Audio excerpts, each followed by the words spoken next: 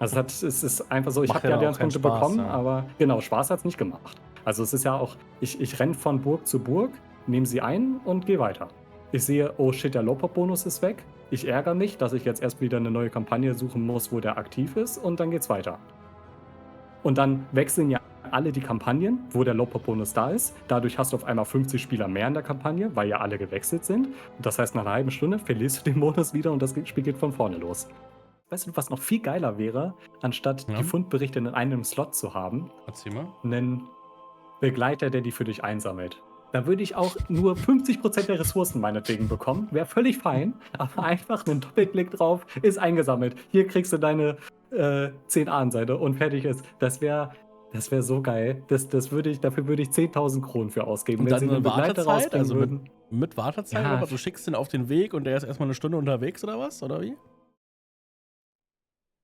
Hallo und willkommen. Ich bin's wieder, eure aufgedunsene Kackwurst Alexos. Schön, dass ihr eingeschaltet habt. hallo, ich bin der Lauch, bin auch dabei. Perfekt.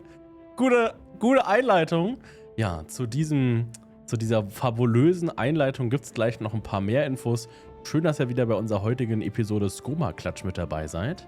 Wir haben heute ganz viele Kreuz- und Querthemen. Unter anderem reden wir heute über die bevorstehende ESO Direct. Vielleicht ist die sogar schon gewesen, wenn ihr dieses Video hier schaut. Also, beziehungsweise wenn ihr diesen Podcast hier hört, wisst ihr vielleicht schon mehr als wir eventuell. Ich denke mal, ich werde wahrscheinlich den Podcast am Montag hochladen. Das ist dann genau der Tag, wo die ESO Direct läuft. Vielleicht aber auch einen Tag später. Müsst ihr mal schauen. Denn am 10. April werden neue Inhalte zu The Elder Scrolls Online angekündigt. Wir wissen noch nicht, was die neuen Inhalte sind, vermeintlich. Und werden heute darüber sprechen, was wir uns gerne wünschen für Sachen für ESO. Ja, dann gibt es heute auch ein paar Elder Scrolls Content Creator Themen. Und es wird auch darum gehen, zum Beispiel, dass eventuell eine Überholung des Inventars geplant ist und so weiter und so fort. Also wir haben heute ganz viele spannende Themen. Wird heute eine sehr Mischmasch-Folge. So hat Ben es, glaube ich, genannt vorhin. Ja, wir haben einzelne Themen vor allem, ne? Genau. Nicht jetzt ein großes, von wegen, wir reden jetzt nur über PvP oder so, aber ich glaube, das ist ganz gut. Haben ein bisschen Ja. Abwechslung hier drin. Genau, das hatten wir ja schon in der letzten Folge, dass wir so eine große, so ein leidiges Thema hatten. Aber das Thema ist auch, muss ich sagen, eigentlich ist das Thema auf relativ Interesse gestoßen, hatte ich so das Gefühl. Also die letzte Skummerklatsch-Folge haben sich echt viele Leute angeschaut. Unter anderem hat sich die letzte Skummerklatsch-Folge auch Mattes angeschaut. Deswegen kommen wir heute zu unserem ersten kleinen Mini-Format, und zwar Kommentare, die so auch im ESO-Forum stehen. Mattes hat kommentiert unter der letzten Skummerklatsch-Folge. Warte, ich mach das mal so. Um auch ein bisschen realistischer zu wirken. Der erste Kanal, der mir unterkommt, der jetzt für fast alle neuen Videos Geld haben will. Für ein Spiel, mit dem es dem Ende entgegengeht. Was für eine peinliche, geldgeile, aufgedunsene Kackwurst. Ich hoffe, ich habe das Kackwurst mit der richtigen Energie vorgelesen. Ja, ich hoffe, das war auch die richtige Betonung. Ja, Ben, was hast du dir gedacht? Was ist dir durch den Kopf gegangen, als du dieses Kommentar gelesen hast? Du liest ja auch unsere Kommentare bei Skomaklatsch. Was heißt gelesen? Das ist mein zweiter Account. Achso. Wow. Okay, Das wär damit habe ich krank. jetzt nicht gerechnet. Das wäre krass gewesen. Das Wenn du war auch wirklich genau ein den krasser- Kommentar dann rausgepickt hättest, das wäre heftig. Nee, ja. Ben macht keine sich Ahnung. jetzt wirklich den nächsten zweiten Account und schreibt solche Sachen. Nur damit er selbst nochmal in diese Skummerklatsch-Folge schafft. Das wäre Ja. krass. Ja, ist halt ein Trash-Kommentar, keine Ahnung.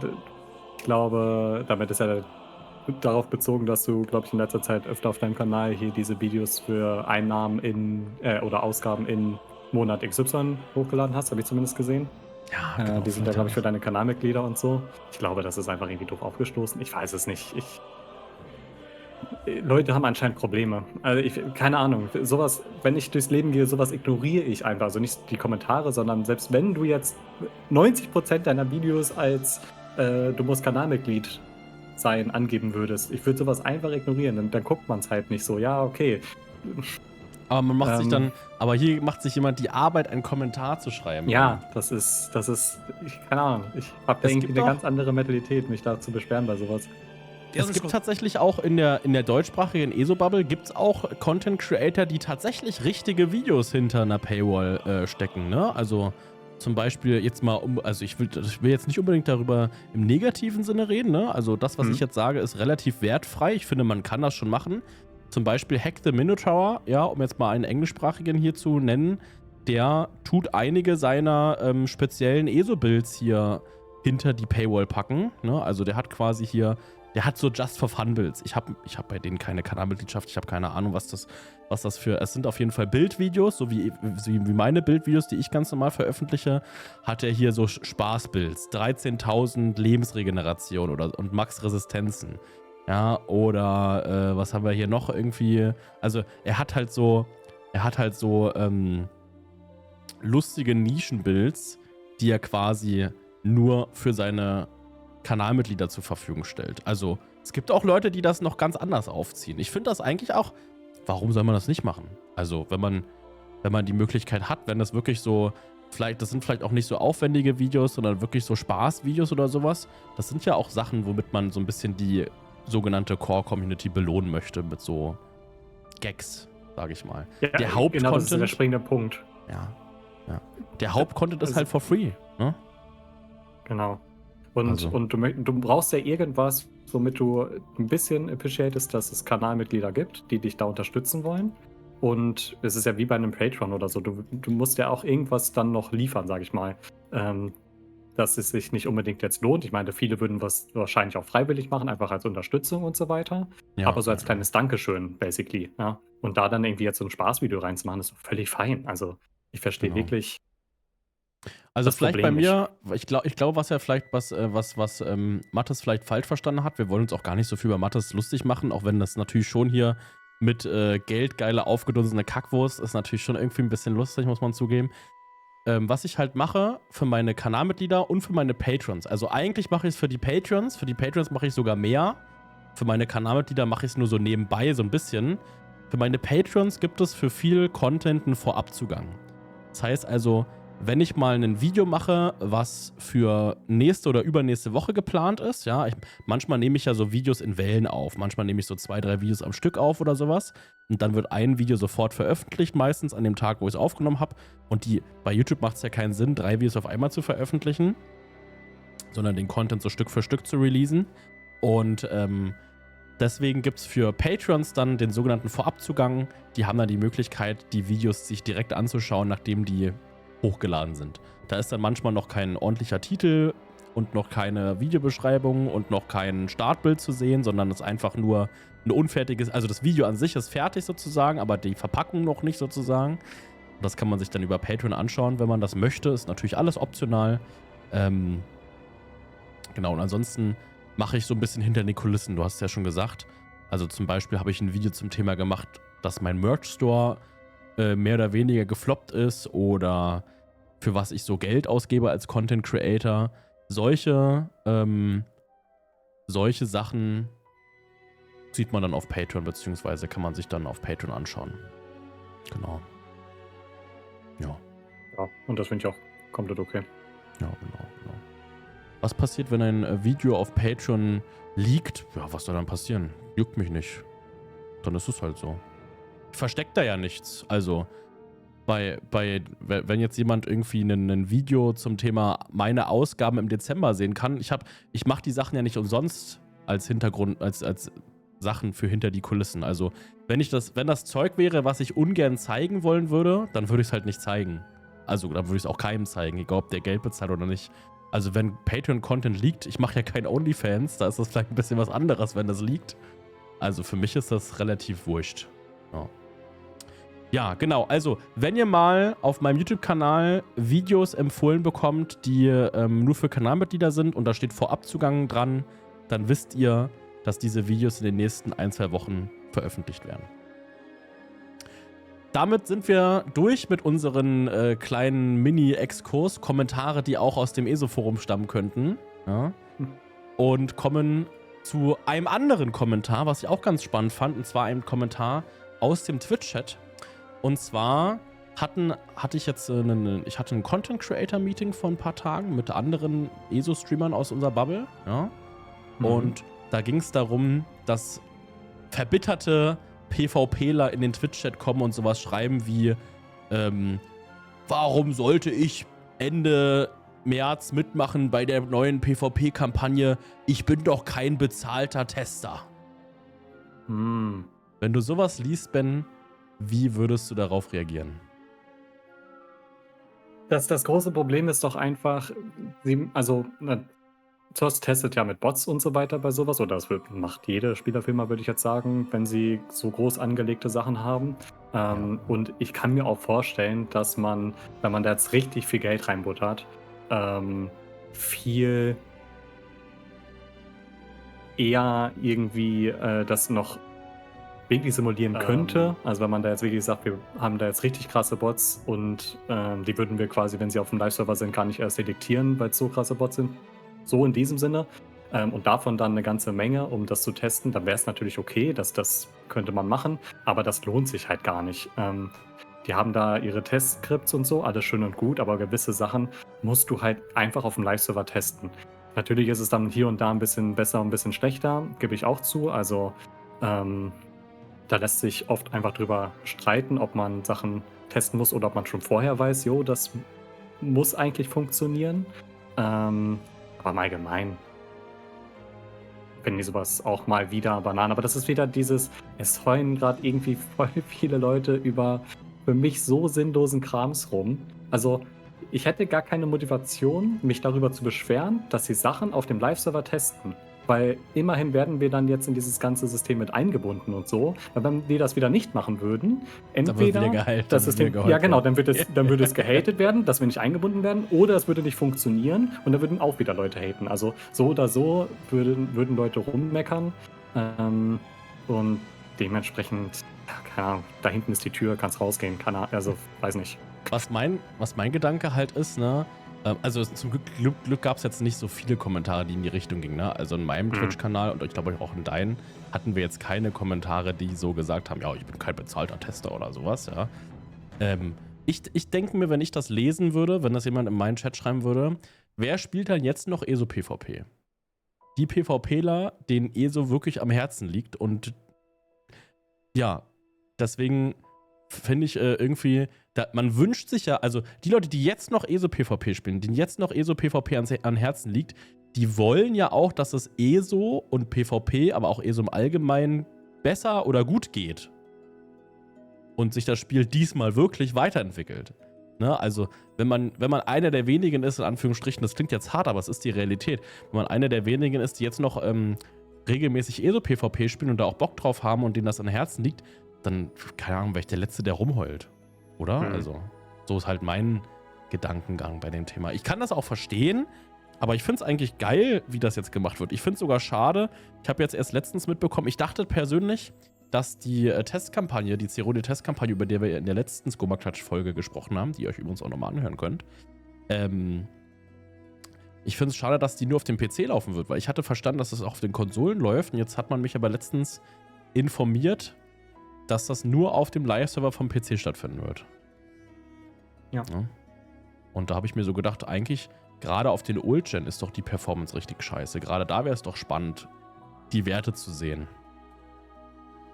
Ja, also ein ganz kurzer Einschnitt noch dazu. Ich bin sowieso gespannt. Ich meine, was kann beides rauskommen? Entweder, ja, die Performance ist besser und davon gehe ich aus, weil, also, wenn sie da jetzt so viel weggecuttet haben, wenn da die Performance jetzt nicht besser ist, dann ist es RIP. Also, dann weiß ich nicht, wie sie es fixen wollen. Oder sie wird besser und da würde ich jetzt sagen, okay, es war ja klar, dass sie besser wird. Ich bin noch ein bisschen unentschlossen, ob der Test sich in dem Sinne lohnt, aber das ist ja auch gerade kein Test, um zu schauen, ob es den Spielern gefällt oder so, ja, oder darauf aufbauen zu machen, sondern sie müssen ja testen, ob jetzt alles richtig programmiert wurde, in dem Sinne designt wurde, dass sie darauf dann selber jetzt aufbauen können. Aber wenn sie jetzt dann merken, okay, da gibt es noch hier und da technische Probleme und die können wir aber noch fixen, dann lieber jetzt halt als in einem Jahr. Und dann haben sie wieder die gleichen Probleme wie jetzt. Also von daher ist ja alles fein. Ich bin gespannt. Für uns ist das ja jetzt immer noch in der Zukunft. Für uns ist es ungefähr in 2 Wochen. Wahrscheinlich können wir dann beim nächsten Skomaklatsch drüber berichten. Drüber reden, ja. Ich glaube, dass der Test, ich glaube eigentlich, dass das geil wird. Also das ist ja so ein bisschen Casual PvP, ne? Und wenn man mal drüber nachdenkt, wie die Entwicklung von ESO ist, also ja, die Leute, also ich spiele ja auch eigentlich ganz gern PvP aktuell, auch wenn ich eher so in den Battlegrounds unterwegs bin. Und ja, ich würde es auch traurig finden, wenn das die einzige Form von ESO-PvP in Zukunft sein würde. Wir müssen dann wieder immer noch mal betonen, dass das ein Test ist, der geplant ist, ne? Ist ein Test, ist ein Test, ist ein Test. Aber es könnte ja schon sein, dass es irgendwie was in der Richtung kommt, wenn auch schon mit mehr Vielfalt, aber schon mit ähnlichen Einschränkungen. Also zum Beispiel, dass die Fertigkeiten nicht mehr skalieren, sondern feste Werte haben. Und da muss man gucken, wie sehr vielfältig das wird, ne? Weil ich glaube schon, dass das geil sein kann, so für die Casual, also für ESO, was halt einfach sehr casual-lastig ist, wäre das eine sehr zugängliche Form von PvP. Also ich glaube, das kann schon gut werden. Ja. Man muss einfach sagen, es ist nicht nur auf PvP bezogen, auch auf PvE, Endgame und Co. Das Spiel ist casual-orientiert. Ja, es gibt die Ausreißer und da bewegen wir uns wahrscheinlich in den Streams auch in der gewissen Bubble, die da diese Ausreißer repräsentieren, die da ein bisschen mehr da in die Materie reingehen wollen, ein Viererteam haben und da komplett alles optimieren wollen und. Aber das ist einfach ein ganz kleiner Bruchteil von der Gesamt-ESO-Community. Und dementsprechend würde das quasi für den gesamten Rest wahrscheinlich, selbst wenn sie irgendwas simpler lassen würden, besser sein. Auch wenn es mir selber auch nicht so gut gefallen würde, wahrscheinlich. Ja, sehe ich ganz genauso. Das sehe ich ganz genauso. Ja, dann kommen wir mal weg von den Kommentaren, die wir so hatten. Ja, kommen wir mal zu den ESO-Nudes der Woche. Die ESO-Nudes der Woche sind ein interessantes Kommentar aus dem englischsprachigen ESO-Forum. Und zwar, ihr werdet es nicht glauben, von Creative Director Rich Lambert höchstpersönlich. Wir haben in unseren Livestreams, glaube ich, schon beide vielleicht ein bisschen drüber gesprochen auf twitch.tv/Chronix1753 und natürlich auch auf twitch.tv/Alexos. Und zwar wurde es wurde im englischsprachigen Forum so ein Sammelthread aufgemacht, wo gefragt wurde, wenn ihr 5 Sachen hättet, auf die ihr euch beschränken müsst. Die nervigsten Bugs und die euch fehlenden Quality of Life Sachen. Welche 5 Sachen wären das? Ja, und wir wollen heute den Punkt 3 gemeinsam besprechen. Und zwar hat Creative Director Rich Lambert gesagt, ey, das sind die 3 Sachen, die wir jetzt am meisten rausgelesen haben bei den 444 Kommentaren davor. Und die wollen wir die gehen wir teilweise schon an und da wollen wir dann in den nächsten Updates nach Update 45, also damit Update 46, 47, explizit in die Richtung wollen wir was machen. Und eine dieser Sachen ist, dass die Inventarbelastung verringern. Wenn du das jetzt so hörst, Ben, ohne jetzt gelesen zu haben, worum es geht, was würdest du dir vorstellen, was sind die Sachen, die dein Inventar am meisten belasten? Jetzt jüngst gerechter Lohn, weil ich bei dem PvP-Event mitgemacht habe und man kann gerechten Lohn auch immer noch nicht in irgendeine Bank einlagern oder so. Oder Gegenstände. Oh mein Gott. Ich habe jetzt die letzten Tage, für mich jetzt gestern in dem Fall und eben auch noch ein bisschen, mein Inventar aufgeräumt. Also ich bin auf jedem Charakter eingeloggt und habe ganz viel Müll gelöscht, irgendwelche Einlog-Belohnungen gelöscht, die ich nie benutze und so weiter und so fort. Ich glaube, ich habe jetzt plus minus 1500 Items zerstört, verkauft, whatever. Und da ist mir wieder aufgefallen, dass ich extrem viele Items habe, wo so, ja, die hebt man dann irgendwie auf, man braucht sie aber eigentlich nicht mehr oder man kann irgendwelche Sachen nicht stapeln. Dann hat man von der gleichen Sache, keine Ahnung, Kronen-Dreifach Wiederherstellungstrank. Also Tränke, die man aus der Einlog-Belohnung bekommt und aus anderen Quellen, die man so auch theoretisch benutzen kann. Dann hat man aber verschiedene Arten von, aus der einen Quelle und aus der anderen Quelle und dann stacken die nicht gemeinsam. Solche Sachen, das stört extrem. Ja gut, ich denke mal, sowas wie Schatzkarten wird ja jedes Mal erwähnt, dass man die nicht stacken kann, beziehungsweise geschweige denn die gleiche zweimal im Inventar behalten kann und so weiter. Das müsste wahrscheinlich entlastet werden, denke ich mal. Ich würde hoffen bei diesem Text, dass auch mehr friedliche Begleiter wieder reinkommen, wo man 5 Inventarplätze pro Charakter bekommt. Ich befürchte allerdings, dass das nicht passieren wird. Aber das wäre geil, das würde ich mir wünschen an der Stelle. Aber da haben sie ja, glaube ich, schon öfter gesagt, dass das da mit Datenbankproblemen, dass es zu hoch skaliert und so weiter. Die Leute haben halt alle ihre 20 Charaktere, bliblablub.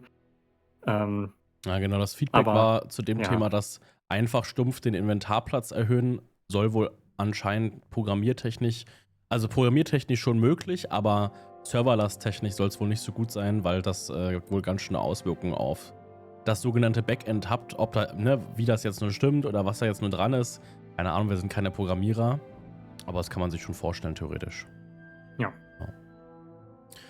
Genau, also Was für war die denn Leute, was- die es nicht was- wissen, was- ganz kurz Ja. vielleicht für die Leute, die es nicht wissen, es gibt wenn ihr euren Kronenshop öffnet, gibt es auf allen Plattformen, die sind auch immer im Shop, also die könnt ihr immer kaufen, die sind nicht zeitlich begrenzt. Wenn ihr euren Kronenshop öffnet und bei Friedliche Begleiter den ersten Reiter öffnet, Inventar. Das sind 3 Begleiter, die kosten 1200 Kronen. Die erhöhen euren Inventarplatz jeweils um 5 Item-Slots, also dann insgesamt um 15. Und diese 15 Item-Slots, die sind immer aktiv, auch wenn ihr die Begleiter gerade gar nicht benutzt. Na? Also das heißt, ihr habt dann auf all euren Charakteren, unabhängig ob ihr da Begleiter benutzt oder nicht, 215 Slots maximal. Das war das, was Ben meinte. Ja, ich glaube auch nicht, dass in derlei Hinsicht was kommt. Also das könnten die natürlich gut, Geld mitmachen, glaube ich persönlich, weil das sind, glaube ich, schon so mit die meisten gekauften Begleiter. Man weiß, dass es die gibt. Wenn man nichts mehr mit seinen Kronen anzufangen weiß, sage ich mal. Aber ich glaube auch, dass in derlei Hinsicht nichts kommt.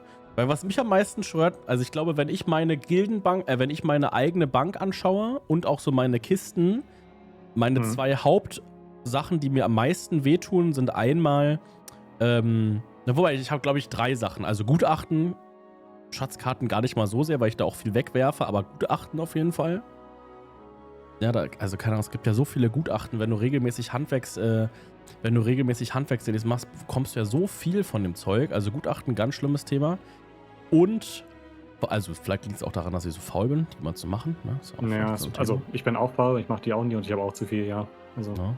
würde ich begrüßen, wenn die irgendwie besser stacken könnten oder so. Ja. Ich sammle die immer so lange, bis ich irgendwie 10, 15 oder so von demselben Gutachten habe und dann arbeite ich die ab.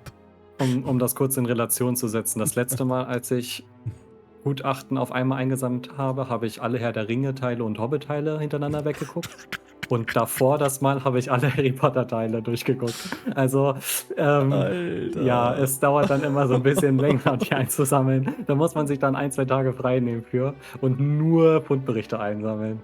Aber ich muss sagen, das ist es mir wert, anstatt. Ja, aber jeden Tag irgendwie 10, 15 Minuten zu investieren, wäre mir noch. Also, das wird mich noch mehr aufregen. Plus, man muss ja eigentlich sagen, also klar, der Tag ist dann komplett für den Arsch, auf jeden Fall.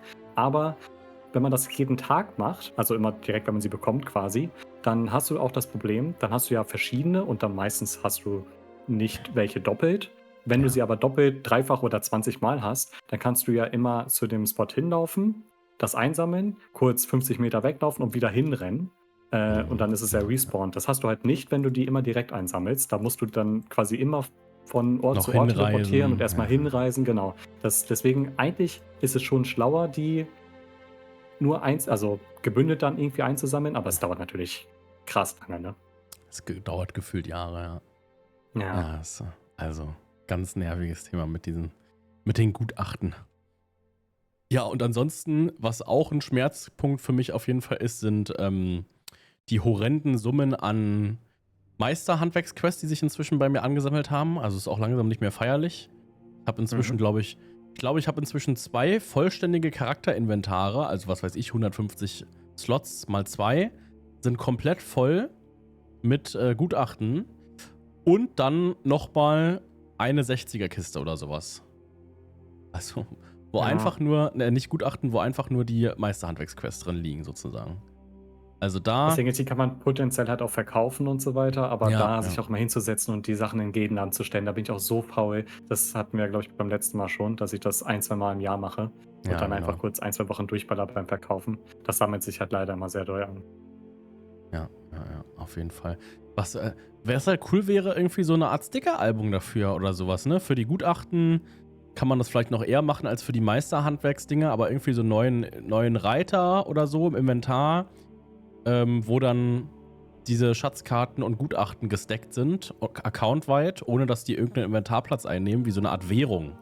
Und wenn du dann da hinläufst, wär wird das geil. abgezogen. Das wär geil. Ja, das wäre, glaube ich, das wäre so eine der Hauptdinge, das wäre richtig cool, wenn das so eine Art Währungssystem wäre, ein extra, also ne, zwischen Währung und Questgegenstände, irgendwie neuer Reiter, Gutachten oder sowas. Und dann habt ihr da so eine Art Liste, welche Gutachten ihr aktuell habt und könnt die darüber öffnen und die stacken dann da auch, also da stehen dann auch Zahlen, was weiß ich, ihr habt accountweit gerade 17 Mal Schmiedegutachten in Steinfälle oder was, ja. Das wäre richtig geil. Und dann keine Inventarplätze mehr davon weggenommen. Das wär ich richtig gut finden. Also so würde ich mir wünschen, dass es so gelöst wird, ja. Ich möchte predikten, was dein letzter Punkt ist. Welche Items du richtig viel hast. Ich weiß es nämlich. Pass auf. Es ist eine Sache, die ich nie mache oder viel zu selten. Und trotzdem ist es mein Schmerzpunkt. Ja? Ja. Dann Housing-Items. Ja. Es ist so schlimm. Es ist so schlimm. Wirklich. Ich mach im Stream und auch privat aktuell fast nie Housing. Also ich mache jetzt gerade fange ich mal wieder an, so ein bisschen Gildenhousing zu machen, aber ich würde sagen, ich habe jetzt fast 2 Jahre kein Housing gemacht in ESO. Und ich gehe trotzdem immer zum Luxausstatter. Manchmal kaufe ich mir trotzdem, wenn was richtig geiles im Kronshop ist, irgendwie eine geile Statue oder so ein Paket, wo ich sage, boah, das will ich haben, dann hole ich mir diese Sachen und ich mache damit nichts. Das gleiche gilt auch für Häuser, ja. Und dann stehen die da rum und ich mache damit einfach nichts. Die sind dann einfach da. Also das Ich glaube, ich habe gestern alleine beim Aufräumen 3 oder 4 Häuser komplett zugeballert mit Items, die ich von A nach B aus irgendwelchen Banken rausgenommen habe und einfach da abgelegt habe, dass ich in meiner Bank und meinen Kisten keine Housing-Items habe oder auf Charakteren. Das ist einfach brutal. Da ist auch, das Problem ist, da sind auch so kleine Gegenstände dabei. Da weißt du so zu 99%, die werde ich wahrscheinlich niemals benutzen. Aber für diesen vielleicht Fall, dass es vielleicht irgendwo mal dieses Item gebrauchen könnte, behalte ich es mal. Und wenn du es dann letztendlich wirklich gebrauchen solltest, dann weißt du nicht, dass das existiert irgendwo auf deinem Account. Höchstens irgendwie über Inventory Insight, also über das Add-on, wo du es dann auflisten kannst. Aber dann stellt man es oft einfach nochmal neu her, wenn es jetzt irgendwas Größeres ist oder so. Also von daher, ich müsste mich von so vielen Sachen einfach mehr trennen, aber irgendwie kein Plan, schaffe ich es nicht. Ja, geht mir genauso. Also ganz viele Sachen, vor allem so Schmuck. Schmuck habe ich auch Ewigkeiten gelagert, so solche Sachen. Schmuck-Items nicht zerlegt und so. Ich wollte gerade sagen, bei Schmuck hat man ja vorher immer noch das Argument gehabt, okay, man möchte keine Aufwerter verschwenden und so weiter. Aber da habe ich jetzt vorhin auch einige Sachen zerstört, die noch Pre-Rekonstruktion sind und so weiter. Ich möchte noch einen ganz kleinen Nachtrag machen zu dem mit den Fundberichten. Ja. Weil in unserem Chat wurde da gerade noch was geschrieben, dass manche das nicht wollen. Es wäre noch, weißt du, was noch viel geiler wäre, anstatt die Fundberichte in einem Slot zu haben? Erzähl mal. Einen Begleiter, der die für dich einsammelt. Da würde ich auch nur 50% der Ressourcen meinetwegen bekommen. Wäre völlig fein, aber einfach einen Doppelklick drauf, ist eingesammelt. Hier kriegst du deine 10 Ahnenseite und fertig ist. Das wäre so geil. Dafür würde ich 10.000 Kronen für ausgeben. Und wenn dann sie einen Begleiter Wartezeit, rausbringen würden. mit Wartezeit? Ja. Aber du schickst den auf den Weg und der ist erstmal eine Stunde unterwegs oder was? Oder wie? Ja, und meinetwegen arbeitet ihr dann Stück für Stück die Stacks ab. Ich weiß nicht. Ich meine, am Anfang wäre das dann mit der Update-Zeit wahrscheinlich brutal, wenn man jetzt viel hat, aber das würde natürlich dann immer weniger werden, wenn man das dann immer aktiv benutzen würde. Das ist eine geile Idee. Es wäre so geil. Ja. Habe ich mir noch nie Gedanken drüber gemacht. Eigentlich cool. Dann hat man natürlich einen Grund weniger in der Open World unterwegs zu sein. Also es kann auch ein Negativpunkt sein, aber trotzdem, die Idee an sich ist cool. Ich muss aber auch sagen, sind das die Spieler, die man in der Open World sehen möchte, die da 50 Mal an dem gleichen Spot hin und her rennen die und sehen da immer aus wie was Bots. abbauen? Also das ist und bei dem das ist noch das nächste, was eine kleine Kritik. Es gibt ja in letzter Zeit sehr viele so neue Abbauanimationen und so weiter. Ich finde es extrem schade, dass man das bei anderen gar nicht sieht. Also wenn ihr irgendwie in der offenen Welt zu Leuten hingeht, dann stehen die Charaktere ja einfach nur rum. Die machen ja gar nichts. Also die bauen ja nicht mal ab. Die benutzen ja nicht mal das normale Abbauen oder so, sondern sie stehen und die verschwinden dann die Sachen. Also zumindest bei den Fundberichten. Ich weiß nicht, ob das bei mir einfach ein Ladeproblem ist oder so, dass das deswegen, oder es gibt eine Einstellung dafür oder so. Aber wenn du jetzt einfach zu irgendeinem Fundbericht gehst, dann bin ich mir ziemlich sicher, dass du die egal ob das jetzt die Standard-Abbauanimation ist bei anderen oder irgendeine veränderte. Man sieht die, glaube ich, nicht bei anderen. Ach so, ja, aber nur bei den Gutachten. Das kann sein, dass das nur bei Gutachten ist. Ich glaube, das ist nur bei Gutachten, weil das liegt daran, weil die Ressourcen der Gutachten sehen Spieler, die das Gutachten nicht im Inventar haben, ja nicht. Ja, das Deswegen. kann sein. Aber ja, Weil da hast du recht, das ja, wäre okay. trotzdem, ne, also, ja, ist irgendwie komisch, wenn das nur, aber ist auch interessant, das habe ich mir noch nie so Gedanken drüber gemacht, aber du hast recht. Man sieht das wirklich nicht, wenn man Gutachten abbaut, da sieht man die Animation von anderen Spielern nicht. Mir noch nie so, Ja, das heißt, also es ist mir aufgefallen unterbewusst, wenn ich jetzt gerade dran denke, ja, aber, okay. Mhm. Ja. Okay. Ja, also, bei Housing-Items persönlich, finde ich persönlich so, dass es gut wäre, wenn es dafür einfach einen zweiten ESO-Plus-Beutel gäbe. Ich weiß, dann Ja. werden Leute sagen, ich will ja schon, dass der Standard-ESO-Plus-Beutel kostenlos wird. Ja, den Wunsch verstehe ich, den Handwerksbeutel, aber es ist halt der Haupt-Selling-Point von ESO Plus. Die werden nie im Leben den Handwerksbeutel for free anbieten. Nie. Also wenn das irgendwann mal geändert werden würde, dann wäre das ein günstigeres Abo vielleicht für 3 € nur den Handwerksbeutel oder sowas, könnte ich mir vorstellen, ja, aber dass der Handwerksbeutel for free wird, denke ich, nie der Fall werden. Und deswegen einen Housing-Item-Beutel, das wäre richtig strong. Also den würde ich mir wirklich wünschen. Einen accountweiten Housing-Item-Beutel, genauso identisch zu den normalen Handwerksbeutel sozusagen. Und genau, dann, dass du quasi auf allen Charakteren Zugriff drauf hast, wenn du ESO Plus hast. Und wenn du kein ESO Plus hast, hast du zwar noch Zugriff auf die Sachen, die im Beutel drin sind, kannst aber keine neuen Sachen mehr reinstecken. Also eigentlich genauso wie beim Handwerksbeutel. Sowas für Housing-Items und vielleicht noch die Option, Housing-Items zu zerlegen zu können, weil vor allem Housing-Materialien sind ja auch sehr teuer. Ne, dass man da irgendwie auch was machen kann, dass man Housing-Items zerlegbar macht. Ich glaube, wenn diese beiden Sachen abgearbeitet sind, Housing-Items zerlegbar machen und Housing-Handwerksbeutel, das wäre strong. Also ich glaube, wenn die beiden Sachen kommen, wäre schon vielen Spielern in Sachen Inventarbelastung geholfen. Ja, also auf jeden Fall. Ich dachte nur eigentlich, dass sie das mit diesem Housing-Beutel irgendwie erst technisch ausgeschlossen hatten letztens, aber du hast ja selber auch gesagt, in diesem Post wiederum konnte man das zumindest ein bisschen rauslesen, dass es doch jetzt vielleicht irgendwie potenziell möglich ist. Also vielleicht ganz kurz zum Kontext. Bei dem Interview zu Necrom 2023, als wir in London, als einige Content Creator in London waren, sagte, ich weiß gar nicht mehr, mit wem wir hatten das Interview, glaube ich, mit Rich und mit Garrett. Ich weiß gerade nicht mehr, wer da noch alles mit drin saß. Auf jeden Fall, da wurde gesagt, dass es schwierig umsetzbar sei, weil es wohl technisch nicht nur eine Zahl ist, die da hochtickt. Also bei dem Handwerksbeutel ist es ja wirklich nur eine Zahl, die hochläuft.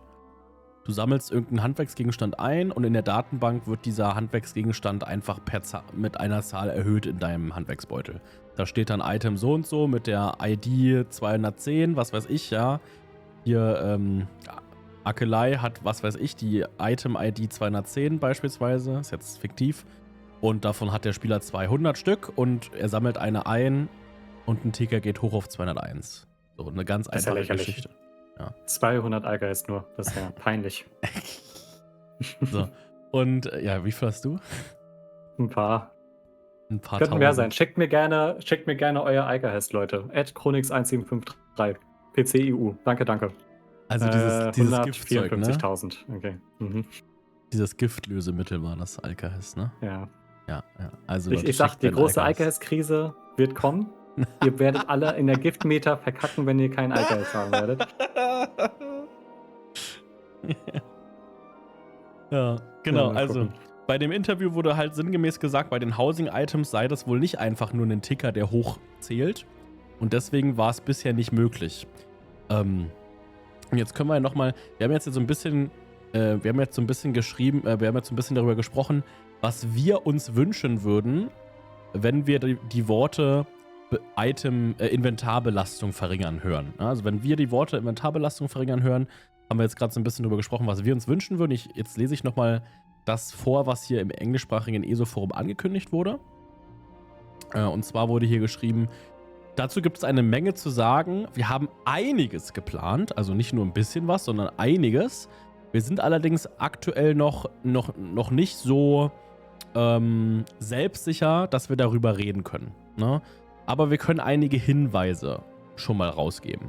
Und zwar haben sie als Hinweis gegeben, wir wissen, dass ihr viel zu viele Housing-Items habt und wir wissen, dass ihr eine Menge von Schatzkarten bunkert, Gutachten bunkert und Meisterschriebe bunkert. Na, das war das Kommentar, was da kam. Das heißt also, mit Update 45 wird jetzt halt noch nichts kommen, ne? Aber mit Update 46, 47 ist durchaus denkbar, dass also genau diese Themen abgearbeitet werden. Meisterhandwerksquests, Gutachten, Schatzkarten. Bei Schatzkarten ist es ja sogar so krass, dass du Schatzkarten nicht mal stacken kannst. Das heißt also, wenn du ein und dieselbe Schatzkarte mehrmals bekommst, kannst du die nicht in deine Bank legen, wenn da schon dieselbe drin liegt. Du kannst die nicht mal aufheben aus der Post, also, oder du kannst sie nicht rausnehmen aus dem Container. Also bei Schatzkarten ist es ja richtig lästig. Ja. Genau. Zugegebenermaßen, viele Schatzkarten sind halt auch leider nichts wert und ich hau die dann einfach weg so. Es gibt ein paar Gebiete, wo sie was wert sind, aber ja, es ist trotzdem einfach ätzend, den nicht stacken zu können. Ja. Aber ich meine, gut, das sind ja genau die Punkte, die wir da auch sehen, die da angesprochen werden. Die wir uns wünschen, genau.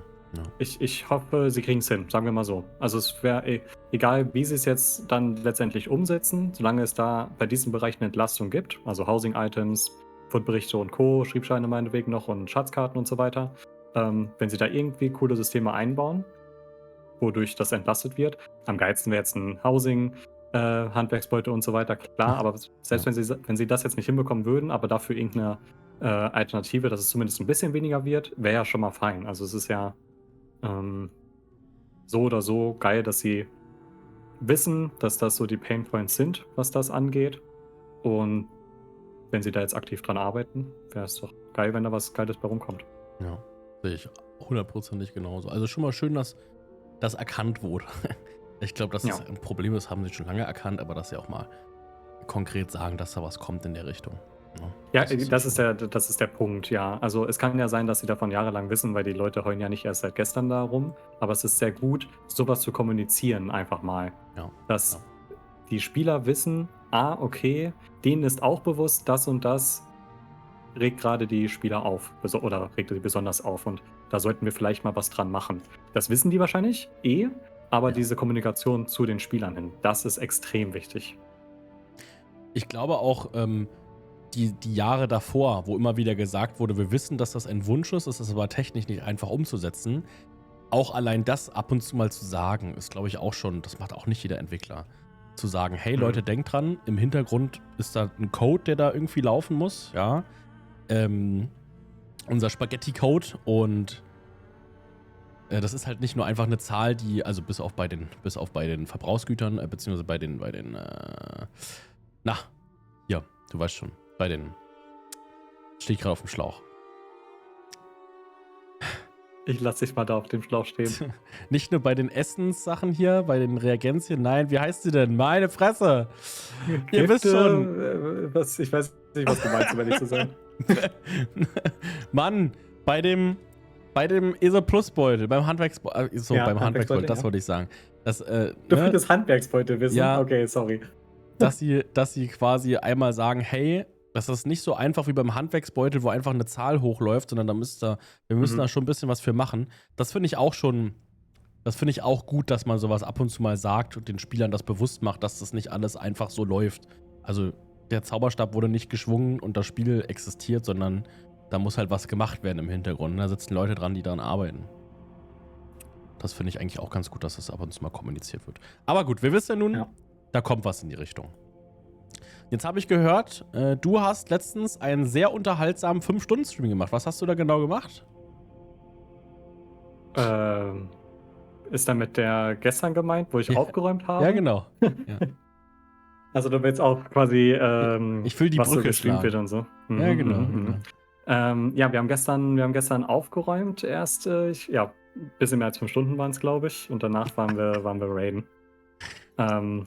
5 Stunden ein Inventar-Aufräumstream. Ja, das Ding ist, ich hatte quasi geplant, beziehungsweise vorher mal, also das ist eigentlich schon ein Plan von vor einem Monat oder so, dass egal welches Spiel du anfängst, überall wo du Items bekommst, es muss nicht mal ESO nur sein, sondern eigentlich basically bei jedem MMO, aber auch bei ganz anderen Genres. Wenn du irgendwas bekommst und gar nicht weißt, was du damit anfangen sollst, besonders jetzt in ESO, muss man, was ist analysieren, was sollte ich jetzt zum Analysieren aufheben, was sollte ich jetzt verwerten, was sollte ich verkaufen, was ist Gegenstand XY, woher bekomme ich den überhaupt, woher habe ich den überhaupt, ist das jetzt ein Event-Item, sollte ich das aufheben, kann das weg und so weiter. Und da war der Gedankengang, quasi ein Tutorial mehr oder weniger zu machen für neuere Spieler oder wenn es um bestimmte Items geht, auch für fortgeschrittene Spieler, die da halt diesbezüglich nicht viel wissen und dann parallel das zu erklären. Aber das hat halt dann jetzt wieder gestern, wie gesagt, 5 Stunden gedauert. Ich weiß nicht, ob ich da noch ein bisschen was zusammenschneide oder so. Ich habe halt viel einfach gestern erklärt, was ich jetzt mit Item XY mache und warum ich jetzt das einfach zerstöre oder und so weiter. Ich glaube, dadurch ist dann nochmal viel Zeit dazugekommen, definitiv. Aber die Leute fanden es verblüffenderweise interessanter als anderen Content, den wir machen, sagen wir mal so. Mir wird gerade aus dem Livestream, höre ich hier gerade eine Nachricht und zwar, da kann Alex sich mal ein Beispiel dran nehmen, am Bank aufräumen. Ey, ihr werdet lachen, genau am selben Tag, wo Ben seine Bank aufgeräumt hat, habe ich es auch getan. Am Anfang des Streams hatte ich nur 110 Slots von 480 belegt. Ich habe es getan. Ich habe meine Bank aufgeräumt. Das hat nicht 5 Stunden gedauert, aber ich habe sie aufgeräumt. Also, ich hatte das gar nicht auf dem Schirm. Wir hatten ja kurz geschrieben vor der Aufnahme von Skummerklatsch. Du hast da quasi so einen richtigen Guide-Stream draus gemacht. Das ist voll die geile Idee. Voll gut. Ja, also war so der Plan. Ich glaube, ich habe es jetzt ein bisschen zu wild durcheinander gemacht. Das heißt, wenn man das jetzt wirklich als Video verpacken wollen würde, müsste man da, glaube ich, nochmal ein Voice-Over ran machen oder das anders strukturieren und so. Also feel free to do something else oder so, dass du da irgendwie noch was machst. Ich schaue mir einfach den Stream an, schreib mir auf, was du erzählt hast und klau das. Kannst du machen. Ich bin zu faul, glaube ich, um da was hochzuladen. Na, die Idee ist auf jeden Fall gut. Dann werde ich mir den Stream vielleicht wirklich nochmal im Nachhinein, also ich werde mir den so oder so wahrscheinlich nochmal im Nachhinein anhören, weil ich das tatsächlich ein interessantes Thema finde. Ich finde ja sowieso so Streams, die irgendwie so ein Oberthema haben, immer klasse. Das hat irgendwie was. Ja, ich bin besonders stolz, glaube ich, auf einen Charakter, der war komplett voll und der hat jetzt 8 Items im Inventar. Alter. Ich glaube, das ist sogar weniger, als der bei Charaktererstellung wahrscheinlich im Inventar nach 5 Minuten hat. Also, ich glaube, so leer war sein Inventar schon lange nicht mehr. Da bin ich extrem stolz drauf. Den werde ich dann für Housing-Projekte, glaube ich, benutzen, dass wenn ich da dann wirklich irgendwie mal Housing mache, ohne Bedenken einfach mal ein paar Items reinnehmen kann, über 200 und Sachen platzieren kann. Da freue ich mich schon sehr drauf. Ja. Bin gespannt. Das glaube ich dir 100%. Ja, also Ben, du hast 5 Stunden dein Inventar aufgeräumt, erklärt, warum, wie, weshalb, warum und die Leute haben es gefeiert, ja? Die Leute haben es gefeiert. Mehr als anderen Content und ich glaube, das ist der springende Punkt, wo wir quasi drauf hinaus wollen jetzt gleich. Ja. Erzähl mal, was wie, wo. Also, wir streamen ja, also du bist schon sehr lange auf Twitch mit Streaming. Wann hast du nochmal angefangen mit Streaming? Letztes Jahr oder vorletztes Jahr? Ja, irgendwie letztes Jahr, glaube ich. Ich weiß es gerade gar nicht genau. Ja, ich glaube, es war letztes Jahr, oder? Also heute müsste dein 321. Stream sein, oder? Irgendwie sowas, ja. Okay, irgendwie sowas. Bist ja auch fast jeden Tag live gefühlt. Also, genau. Wir sind auch, worauf ich hinaus wollte, wir sind schon sehr lange auf Twitch unterwegs. Entweder als Zuschauer oder als Streamer selbst. Und Genau. wir haben ja auch lange Zeit lang, also wer nicht weiß, woher Ben und ich uns eigentlich kennen, ich glaube, ganz ursprünglich kennen wir uns aus Ars Nekandi oder bist du irgendwann bevor Ars Nekandi in den Chat gekommen? Genau, du hast irgendwie auch einfach gespielt und ich bin in deinen Chat gekommen und da hast du mich dann ich weiß nicht, ob es jetzt direkt am ersten Tag war, aber ich bin durch dich zu Ars und Mars gekommen, du hast mich quasi in beide Gilden gleichzeitig eingeladen. Dann war das Dann haben wir gegrindet. Dann haben wir in Skyreach, glaube ich, gegrindet. Du brauchtest, glaube ich, XP und dann haben wir, glaube ich, dann 2-3 Stunden da ein bisschen Skyreach gemacht. Ich glaube, das war so das erste Mal. Ich will gar nicht wissen, wie viele Streams wir beide gemeinsam in Skyreach verbracht haben. Ich will wirklich mal wissen, wie viele Stunden ich in Skyreach, Black Rose Prison und irgendwo in offenen Gebieten bin, wo ich gegrindet habe, war. Das würde mich echt interessieren. Ja, ja. Für die Leute, die nicht wissen, wozu diese Gebiete sind, wir haben jetzt gerade Gebiete genannt oder Dungeons genannt, die sehr, sehr gut zum Erfahrungspunkte-Farmen sind, ne? Um seinen Charakter schnell auf Maximalstufe zu bringen oder Champion-Punkte zu leveln oder Fertigkeiten zu leveln. Dafür ist das da. Ne? Genau. Ja, also gut, dann hat das so angefangen. Also, worauf wir eigentlich hinaus wollen, Ben und ich waren früher auch gemeinsam in der Stammgruppe. Ben war quasi der Raidleiter von unserer Marsianer Stammgruppe 1, unserer Gilde. Und wir haben, würde ich sagen, fast alle bis dato aktuellen Dungeons auf Veteran Hardmode abgeschlossen. Ne? Also wir waren eine Raid-Gruppe, die sich nur einmal in der Woche getroffen hat. Also jetzt nicht ultra krass Hardcore-Progress orientiert, sondern so ein bisschen so, wir sind zwar noch ein bisschen casual, aber wir wollen schon was schaffen, so, ne? So war so ein bisschen der Fokus. Waren natürlich auch Leute mit dabei, die Verpflichtungen hatten, ja, Familienmenschen, die konnten halt nur einmal in der Woche zocken, aber es war eine sehr schöne Zeit. Und wir haben, glaube ich, also unsere Raid-Gruppe hatte sich aufgelöst, kurz nachdem oder 2-3 Monate nachdem, glaube ich, Kühnes Aegis rausgekommen ist. Und ich kann mich erinnern, ich glaube, am Veteran Hardmode von Wolkenruh haben wir damals so ein bisschen zu knabbern gehabt. Ich glaube, den hatten wir nicht ganz geschafft. Wir waren irgendwie bei 18% von +3 oder irgendwie sowas. Und dann sind wir aber zu Kühnes Aegis gewechselt. Und bei Kühnes Aegis war der Veteran Hardmode ja nicht ganz so schwer. Den haben wir, glaube ich, noch gelegt, meines Erachtens. Irgendwie so war das. Auf jeden Fall hat man damals hat man schon irgendwie so bemerkt, also ich zumindest in meinen Streams, okay, ich war Tank, das ging noch, aber man hat gemerkt, ich kann mich halt beim Raiden nicht so sehr auf den Chat fokussieren und der Chat weiß das auch, die Leute merken das. Die Leute sehen anspruchsvolleren PvE-Content und wissen, der Content-Creator, der da jetzt gerade spielt, hat seine Konzentration jetzt nicht so sehr auf die Interaktion mit uns gelegt. Und dementsprechend wird der Chat inaktiver und immer wenn ich Raids gestreamt habe, ist auch mindestens 20% der Zuschauerzahlen gesunken oder 20% der Zuschauer haben sich während der Zeit, wo ich geradet habe, einen anderen Stream gesucht. Was das gute Recht von jedem Einzelnen ist.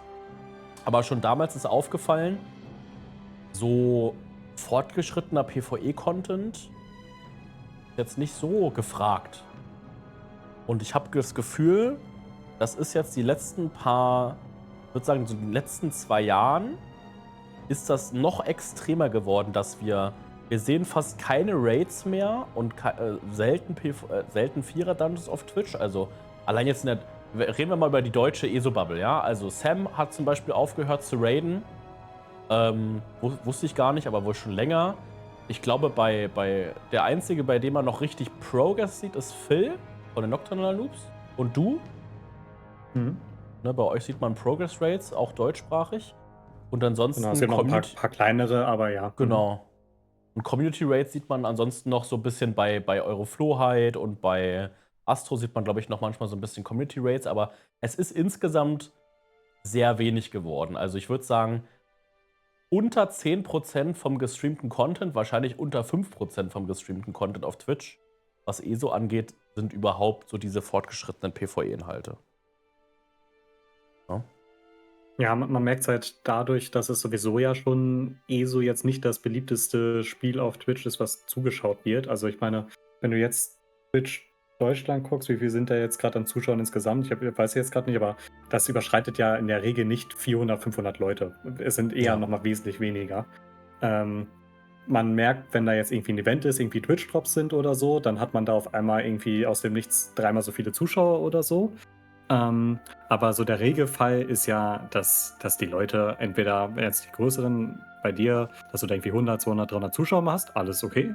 Aber alle anderen haben ja irgendwas zwischen 1 und 20 Leuten im Durchschnitt. Und wenn die da irgendwie Raids machen und so weiter, dann sinkt das halt nochmal. Dass da die Nachfrage quasi bei den Raids echt irgendwie gar nicht da ist in der breiten Masse. Ja. Und man sieht halt, dass dieser Talk-Content viel mehr wird, ne? Also, was du gemacht hast mit dem Inventar sortieren oder auch, also ich merke es ja auch bei mir, also ESO läuft teilweise mehr im Hintergrund und es wird halt mehr geschnackt, Fragen werden beantwortet und so weiter und so fort. Und das ist viel mehr im Fokus. Also das eigentliche Gameplay, ja, jetzt hier krasses PvP, Endgame-Gameplay, sieht man relativ wenig. Man sieht auch, dass die Streams auf wenig Interesse stoßen. Also ich würde tendenziell sagen, die Content-Creator, die sich anders spezialisieren, sind automatisch auch die, wo mehr Leute zuschauen tatsächlich. Ja, denke ich Ja. auch. Also mal hier und da mal ein Dungeon mit der Community laufen oder so, das bringt schon was, das will ich nicht abstreiten. Aber dieses, okay, ich gehe jetzt mit einer Gruppe, die nicht aus der Community besteht, wo ich dann wöchentlich unterwegs bin mit dieser Gruppe, rein, da gibt es die Stammzuschauer, würde ich sagen, Ja. oder die es halt nebenbei noch irgendwie anhaben. Aber da sind jetzt nicht 50 Leute dabei, die ganze Zeit im Chat schreiben und Fragen stellen und tralala. Im Vergleich. Genau. Ja. Auf jeden Fall. Man merkt, dass der Chat dann so ein bisschen ausstirbt oder ruhig wird, wenn man dann mal solche Sachen macht. Ich mache ja auch manchmal, sag mal so einmal alle 1-2 Monate mache ich ja auch noch die Raid-Schule und das merkst du dann einfach auch, dass die Leute dann nicht mehr so aktiv sind.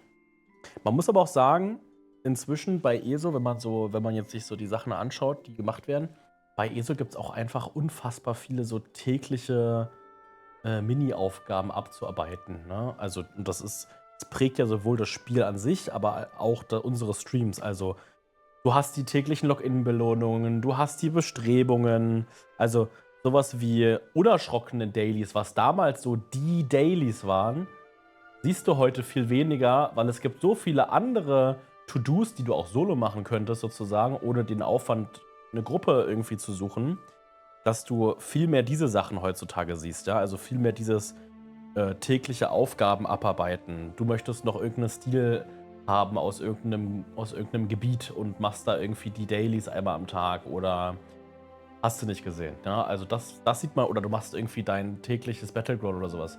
Ich finde, das sieht man viel, viel mehr, dieses Abarbeiten. Und teilweise füllt das ja schon einen ganzen Livestream. Ja. Ja, also. Ich glaube, die Quintessenz ist, glaube ich, wenn ich einfach immer eine Stunde am Anfang Handwerksdailies machen würde und dabei quatschen würde das, glaube ich, mehr Leute abholen als ein Raid zum Beispiel. Obwohl man bei Handwerksdailies basically nichts macht, aber die Leute wollen halt eher einfach quatschen und so weiter. Ich meine, nicht nur auf ESO bezogen, es sind ja ERA-Streams und so weiter oder Just Chatting-Streams sind ja sowieso sehr begehrt.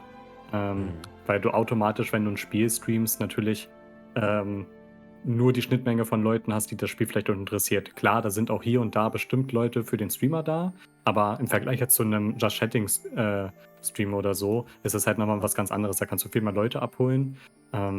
Ja, das Ding ist, für mich ist es nicht so relevant, weil ich mache das Ganze hier einfach immer noch just for fun, so vor mich hin. Das ist so, ja. Irrelevant und mich juckt es jetzt auch nicht, ob hier 10 Leute oder 30 Leute zuschauen.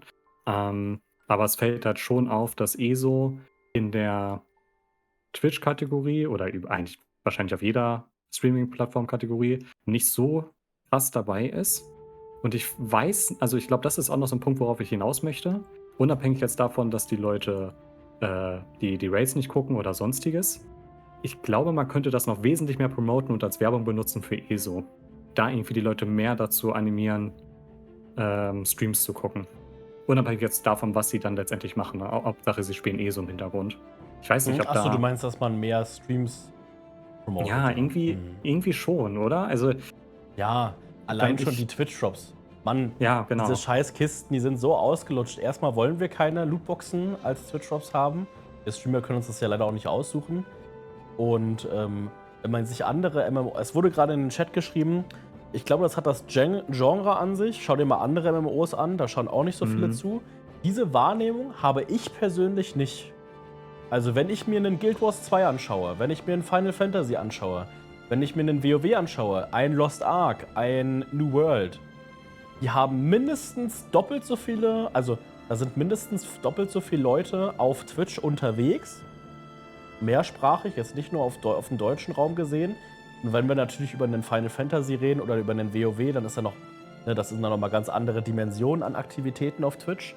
Und ich glaube, der Grund, warum diese Communities auf Twitch so aktiv sind, also ich glaube nicht, dass es das Alter ist. Weil ich glaube, bei WoW ist es zum Beispiel so, WoW spielen auch viele Leute aus Nostalgie, die schon lange im Gaming sind. Ne? Aber man sagt ja immer, jetzt nicht böse gemeint, Chat, man sagt immer, die Elder Scrolls Community ist ein bisschen älter. Die ist halt nicht so 18 bis 24, sondern eher so 24 bis 44 oder weiter drüber, ja. Und ich glaube nicht, dass es am Alter liegt. Das Medium Twitch ist vielleicht ein bisschen jünger, aber nichtsdestotrotz glaube ich nicht, dass es daran liegt.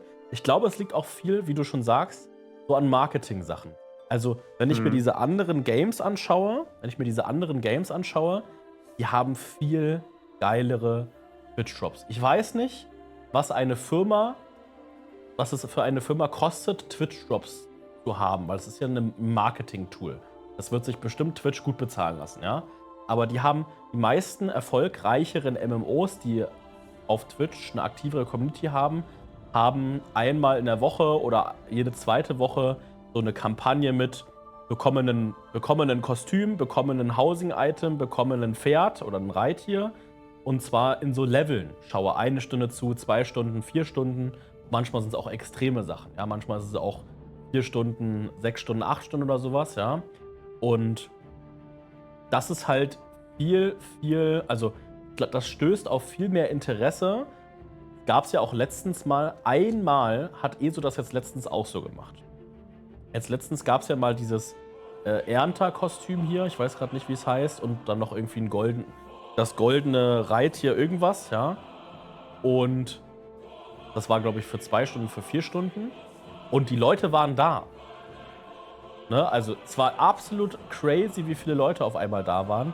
Und da sieht man das Interesse, also sicherlich waren die auch hauptsächlich wegen dem ESO-Loot da, aber man macht die Leute ja dann auch aufmerksam auf das Angebot des Contents von Livestreams. Und ich glaube, das Interesse wäre viel größer, wenn regelmäßig sowas kommen würde, anstatt diese langweiligen Lootboxen. Ja, maybe. Ich glaube, auch ein anderer Unterschied, zum Beispiel in einem WoW oder so, wäre, dass ja auch wieder die Ausrichtung. Ne? ESO ist halt, du kannst ESO sehr viel im Singleplayer spielen. Also wenn du jetzt irgendwie questest oder so, und das geht sehr, sehr gut in ESO zum Beispiel, guckst du ja nicht nebenbei noch einen Stream oder die wenigsten werden das tun. Wenn du aber irgendwie am Hardcore-Rating bist und da geht es ums World First bei WoW, da stecken ja auch alleine schon dort so viele Sponsoren hinter, weil das so gefragt ist, dass das, glaube ich, auch ein bisschen einfach am Spiel liegen könnte. Aber es stimmt auch schon, dass sie da, glaube ich, einfach von ZOS-Seite aus mehr machen könnten, um das zumindest ein bisschen besser zu promoten. Weil das bringt ja nicht nur dann den Leuten was, um da, dass sie mehr Zuschauer haben oder mehr Geld generieren oder so weiter, sondern darüber kriegst du ja dann vielleicht auch neue Ingame-Käufe oder die Leute holen sich erst überhaupt darüber dann das Spiel und so weiter. Also es ist ja jetzt keine, wir schenken Leuten Drops, damit die mehr Zuschauer bekommen und dann war's das mit dem Deal. Das ist ja ein beidseitiger Gewinn. Hätte ich Ja. jetzt zumindest gesagt. Ja. Sehe ich auch so, auf jeden Fall. Also die deutsche ESO-Bubble ist schon sehr klein und noch kleiner geworden in den letzten Genau. im letzten Jahr. Ne? Das hat man schon sehr gesehen. Und die weniger Leute schauen sich halt, wie gesagt, eher den interaktiven Content an. Also jetzt vielleicht nicht Podcast, wo wir jetzt hier gerade nicht so interaktiv ist, auch wenn der Chat gerade sehr aktiv ist, da freuen wir uns natürlich drüber. Aber man sieht es auf jeden Fall.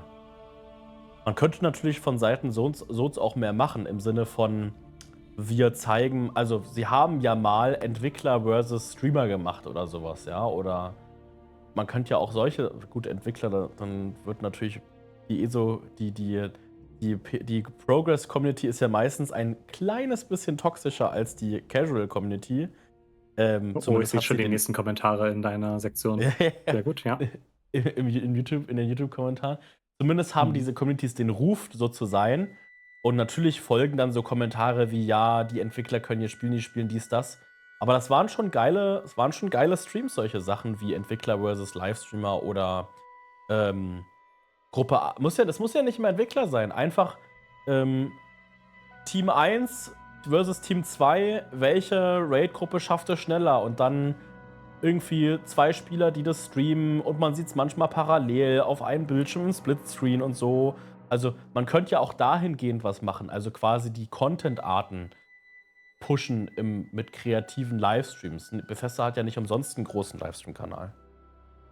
Ja. Also, Ich glaube, das ist einfach, also kann ich jetzt nur vermuten, aber wahrscheinlich lohnt sich das wirtschaftlich einfach nicht für die, weil diese Community, die sowas macht, im Verhältnis zu der restlichen Community so viel kleiner Okay. ist, dass das einfach sich nicht lohnt. Kann ich mir sehr gut vorstellen.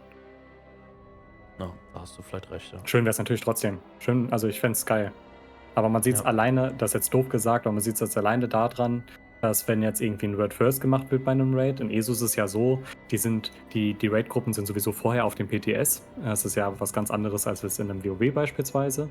Und können die kompletten Mechaniken, den kompletten Raid sich schon mal angucken, Lernen. sodass bis auf ganz wenige Ausnahmen das bisher immer so war, sobald ein Raid rauskam, genau an dem Tag, sobald die Leute online gekommen sind, haben sie quasi das Trifecta geholt oder World First im Allgemeinen und so weiter. Das ist ja jetzt keine Sache von, da sitzen die Leute dann jetzt noch 3 Wochen dran oder so. Nee, die Server gehen online und wenn da 12 Leute in der Gruppe sind oder 10 Leute in der Gruppe, fangen schon mal an und dann kommen noch die letzten beiden rein oder so, dann haben die das ja. Das ist ja gar nicht vergleichbar.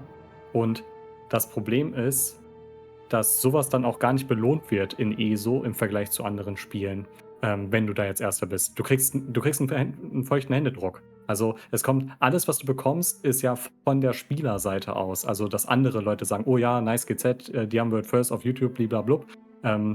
Aber ich finde es extrem cool, selbst wenn ich niemals selber was davon bekommen würde, aber einfach nicht nur auf World First bezogen, sondern auf bestimmte Achievements, die ein bisschen schwieriger sind, die nicht so viele machen, da irgendwie mehr vom Spiel aus zu bekommen. Ich habe früher zum Beispiel Spiele gespielt, wo dann serverweit zumindest eine Meldung in der Mitte des Bildschirmkams, Gruppe XY hat das und das geschafft oder ist hier als erstes durch und so weiter. Am krassesten wäre es, wenn irgendwie auf einmal Statuen von den 12 Charakteren in irgendeiner Stadt stehen würden, die Das wäre krass. den Raid als erstes gemacht haben oder so. Solche Sachen. Wenn sowas mehr gepusht werden würde, denke ich, würden das mehr Leute machen und dadurch könnte man wiederum dann für solche Leute mehr ambitionieren, da mitzumachen. Weil so gibt es 2, 3 Gruppen, die wirklich in diesem Bereich unterwegs sind und gut ist. Ja, also das Interesse ist einfach nicht da, weil es auch nicht Genau, angekurbelt wird. Genau. Also das ist wieder so da fehlt die Belohnung in ESO, sich mit sowas zu beschäftigen. Da gibt es keinen Anreiz für die allermeisten Leute, sich überhaupt damit irgendwie auseinanderzusetzen. Das betrifft jetzt nicht nur Endgame-Rating, das betrifft richtig viele Teile in ESO. Wenn es da irgendwas geben würde, worauf man hinarbeiten kann, weil es immer noch ein MMO ist, wenn man irgendwie ein cooles Item bekommt, was sich auch wirklich lohnt, da möchte ich gleich nochmal übrigens auf das PvP-Event vom letztens eingehen, und so weiter und so fort, würden richtig viele Leute mehr sich mit solchen Sachen beschäftigen, sage ich. Aber dadurch, Ja. warum sollte ich XY machen? Ich kriege keine geile Belohnung davon. Warum sollte ich diesen Content machen? Warum sollte ich da zuschauen bei irgendwem, der das macht und so weiter? Wenn mir der Content nicht, also wenn der Content alleine, wenn es nur darum geht, der Content alleine soll Spaß machen und das muss ausreichen, um das zu machen. Das reicht oft in einem MMORPG nicht aus, würde ich sagen. Alle wollen irgendwie auf was hinarbeiten, irgendwas freischalten und so weiter. Der Spielspaß alleine reicht leider oft einfach nicht aus. Ja, sehe ich voll und ganz. Ja, Spielspaß. Hattest du Spielspaß beim PvP-Event, was jetzt letztens lief? Ja, jein. Was hast Ich glaub, du ich muss gemacht kurz ein im bisschen PvP ausholen. hauptsächlich? Ja, Genau. genau. Hol ruhig mal aus. Also warum musste ich jetzt gezwungenermaßen in Anführungszeichen PvP machen? Eigentlich das gleiche Thema mit irgendwas freischalten. Mein Ziel war es, einen Erfolg freizuschalten, den es meines Wissens erst seit den Battleground-Änderungen mit dem Gruppe gegen Gruppe statt 3-Gruppensystem dazugekommen ist. Und zwar kann man da mittlerweile ein Reittier freischalten. Und für dieses Reittier braucht man, es ist quasi ein Achievement, wofür man 3 Sachen braucht.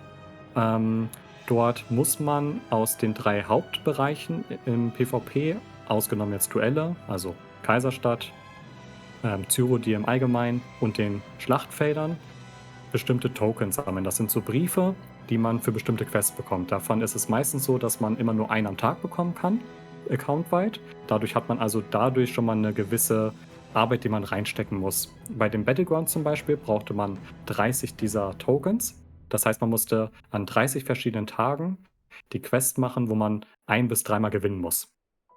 Dann hat man diesen Token bekommen und wenn man jetzt 30 hatte, konnte man die zusammensetzen mit einem, ja, so einem übergeordneten Schein, den kauft man sich dann für Allianzpunkte, irgendwie 100 oder 150.000 oder sowas und dann kann man 30 Tokens davon zusammensetzen. Und in der Kaiserstadt brauchte man 20 Tokens von der Kaiserstadt und in Cyrodiil 10 von diesen Arena Gladiator Medaillen. Das meinte ich jetzt mit Tokens gerade. Ja. Der Witz an der Sache war jetzt aber, ich habe jetzt diese 30 Tokens aus den WGs mir freigespielt und so weiter und so fort. Alles schön und gut. Man brauchte für die 10 Tokens aus Cyrodiil, um die zusammenzusetzen, einen Charakter, der mindestens Allianzrang 29 hat. Ach, Ansonsten krass. kannst du gar nicht dieses Okay. Ding kaufen für Allianzpunkte, um das zusammenzusetzen. Jetzt für die PvPler, die die ganze Zeit Cyrodiil spielen, ist das ein Witz, weil da sind viele einfach mit mehreren Charakteren Stufe 50 und so weiter. Ich allerdings habe so viele verschiedene Charaktere gespielt und auch nie sehr viel Cyrodiil, dass ich für einen Charakter noch 6 bzw. 7 Level machen musste. Ich war auf dem Level 22. Ich hatte zwar einen anderen Charakter, der auch schon auf 23 war, schon in Anführungszeichen, aber auf den hatte ich weniger Lust. Ergo, ich hatte mir jetzt in dem PvP-Event vorgenommen, diese 7 Level zu machen. Das waren so 7,5 Millionen Allianzpunkte, die ich ungefähr brauchte. Und die wollte ich jetzt voll machen. Und da habe ich natürlich jetzt auch diese Kriegstorte und so weiter mit 150% mehr Fortschritt bei sowas benutzt. Das heißt, letztendlich brauchte ich, glaube ich, nur so 4 Millionen Allianzpunkte, die ich tatsächlich fahren musste. Und durch diesen Multiplikator, durch dieses Buffwood sind sie dann auf diese 7,5 Millionen hochgegangen, plus minus. Aber das war Das war trotzdem Arbeit. sehr anstrengend. Ja, Ja. das Ding ist, also wie das heutzutage funktioniert, ist, um schnell an Allianzpunkte zu kommen. Und das ist halt dumm. Du gehst nach Cyrodiil, aber du spielst kein PvP. Es geht darum. Du guckst in der Liste, in welcher Allianz ist gerade der Low-Pop-Bonus. Beziehungsweise nicht welche Allianz in welcher Kampagne, weil die Allianz war ja für mich jetzt fix, weil ich das ja alles auf einen Charakter machen musste. Ist jetzt nochmal was anderes, weil man Belohnungsstufen mit Charakteren machen möchte. Was ist der Low-Pop-Bonus? Ganz grob erklärt, wenn eine Allianz in einer Kampagne sehr viel mehr Spieler derzeit hat, dann kriegen die anderen beiden oder ein Team, geht beides, einen Low-Pop-Bonus, Low-Population-Bonus, also niedriger Bevölkerungsbonus, sodass die dann einen höheren Multiplikator bei Allianzpunkten haben. Das heißt, du kriegst plus minus, da müsste ich jetzt raten, wie das genau berechnet wird, aber plus minus 50% mehr Allianzpunkte bekommst du. Ergo mit dem Event, wo du auch schon mal 100% mehr bekommst und so weiter, lohnt es sich, dann von Kampagne zu springen und immer nach dem Low-Pop-Bonus zu gehen. Der ist dann irgendwie eine halbe Stunde aktiv und sobald der weg ist, loggst du dich direkt auf die nächste Kampagne und hoffst, dass irgendwo anders dieser Low-Pop-Bonus aktiv ist. Dann gibt es quasi die Leute, die das die ganze Zeit machen und im Chat, zumindest auf PC EU, ist es so, dass das AP-Train zum Beispiel genannt wird. Und die Leute springen dann auch von A nach B. Und den Leuten geht es rein darum, Allianzpunkte zu sammeln. Denen ist es scheißegal. Ich meine, geht nicht für die Leute, aber vor allem für die Leute ist es scheißegal, wie die Map aussieht. Mich juckt es nicht, ob mein Admiri-Dominion gerade gewinnt. Die ganze Map könnte rot sein, hätte ich gar kein Problem mit. Es geht nur darum, Allianzpunkte zu bekommen. Das heißt, du gehst einfach nur von Burg zu Burg und eroberst die. Du verteidigst nichts, weil das wieder ein riskantes Ding ist, von wegen, du könntest verlieren bei der Verteidigung, auch wenn das theoretisch Allianzpunkte bringen würde. Angriff ist immer sicherer. Und da geht es einfach nur darum, dass in jeder Allianz ein Zerg rumläuft, die ganze Zeit Bogen einnehmen und kein Kampf kommt zustande. Ich habe, glaube ich, in 3 Stunden nicht einmal mit einem gegnerischen Spieler gekämpft. Wir haben einfach nur die ganze Zeit Bogen eingenommen, obwohl die Kampagne fast voll war. Das hat halt nichts mit PvP zu tun, was für mich jetzt in dem Sinne fein war. Also ich wollte ja Allianzpunkte haben, deswegen ist es sogar besser, wenn kein Kampf zustande kommt für mich. Aber es ist halt ein Witz. Es ist halt total lächerlich. Das geht halt komplett an dem Spielsystem dran vorbei. Ich finde, da ist ein sehr gutes Beispiel. Es gibt ja an den Burgen immer Ressourcen. Also eine Mine, eine Farm und ein Lumber, also hier Holzfällerlager. Und um dahin zu teleportieren und so weiter, muss man die erobern.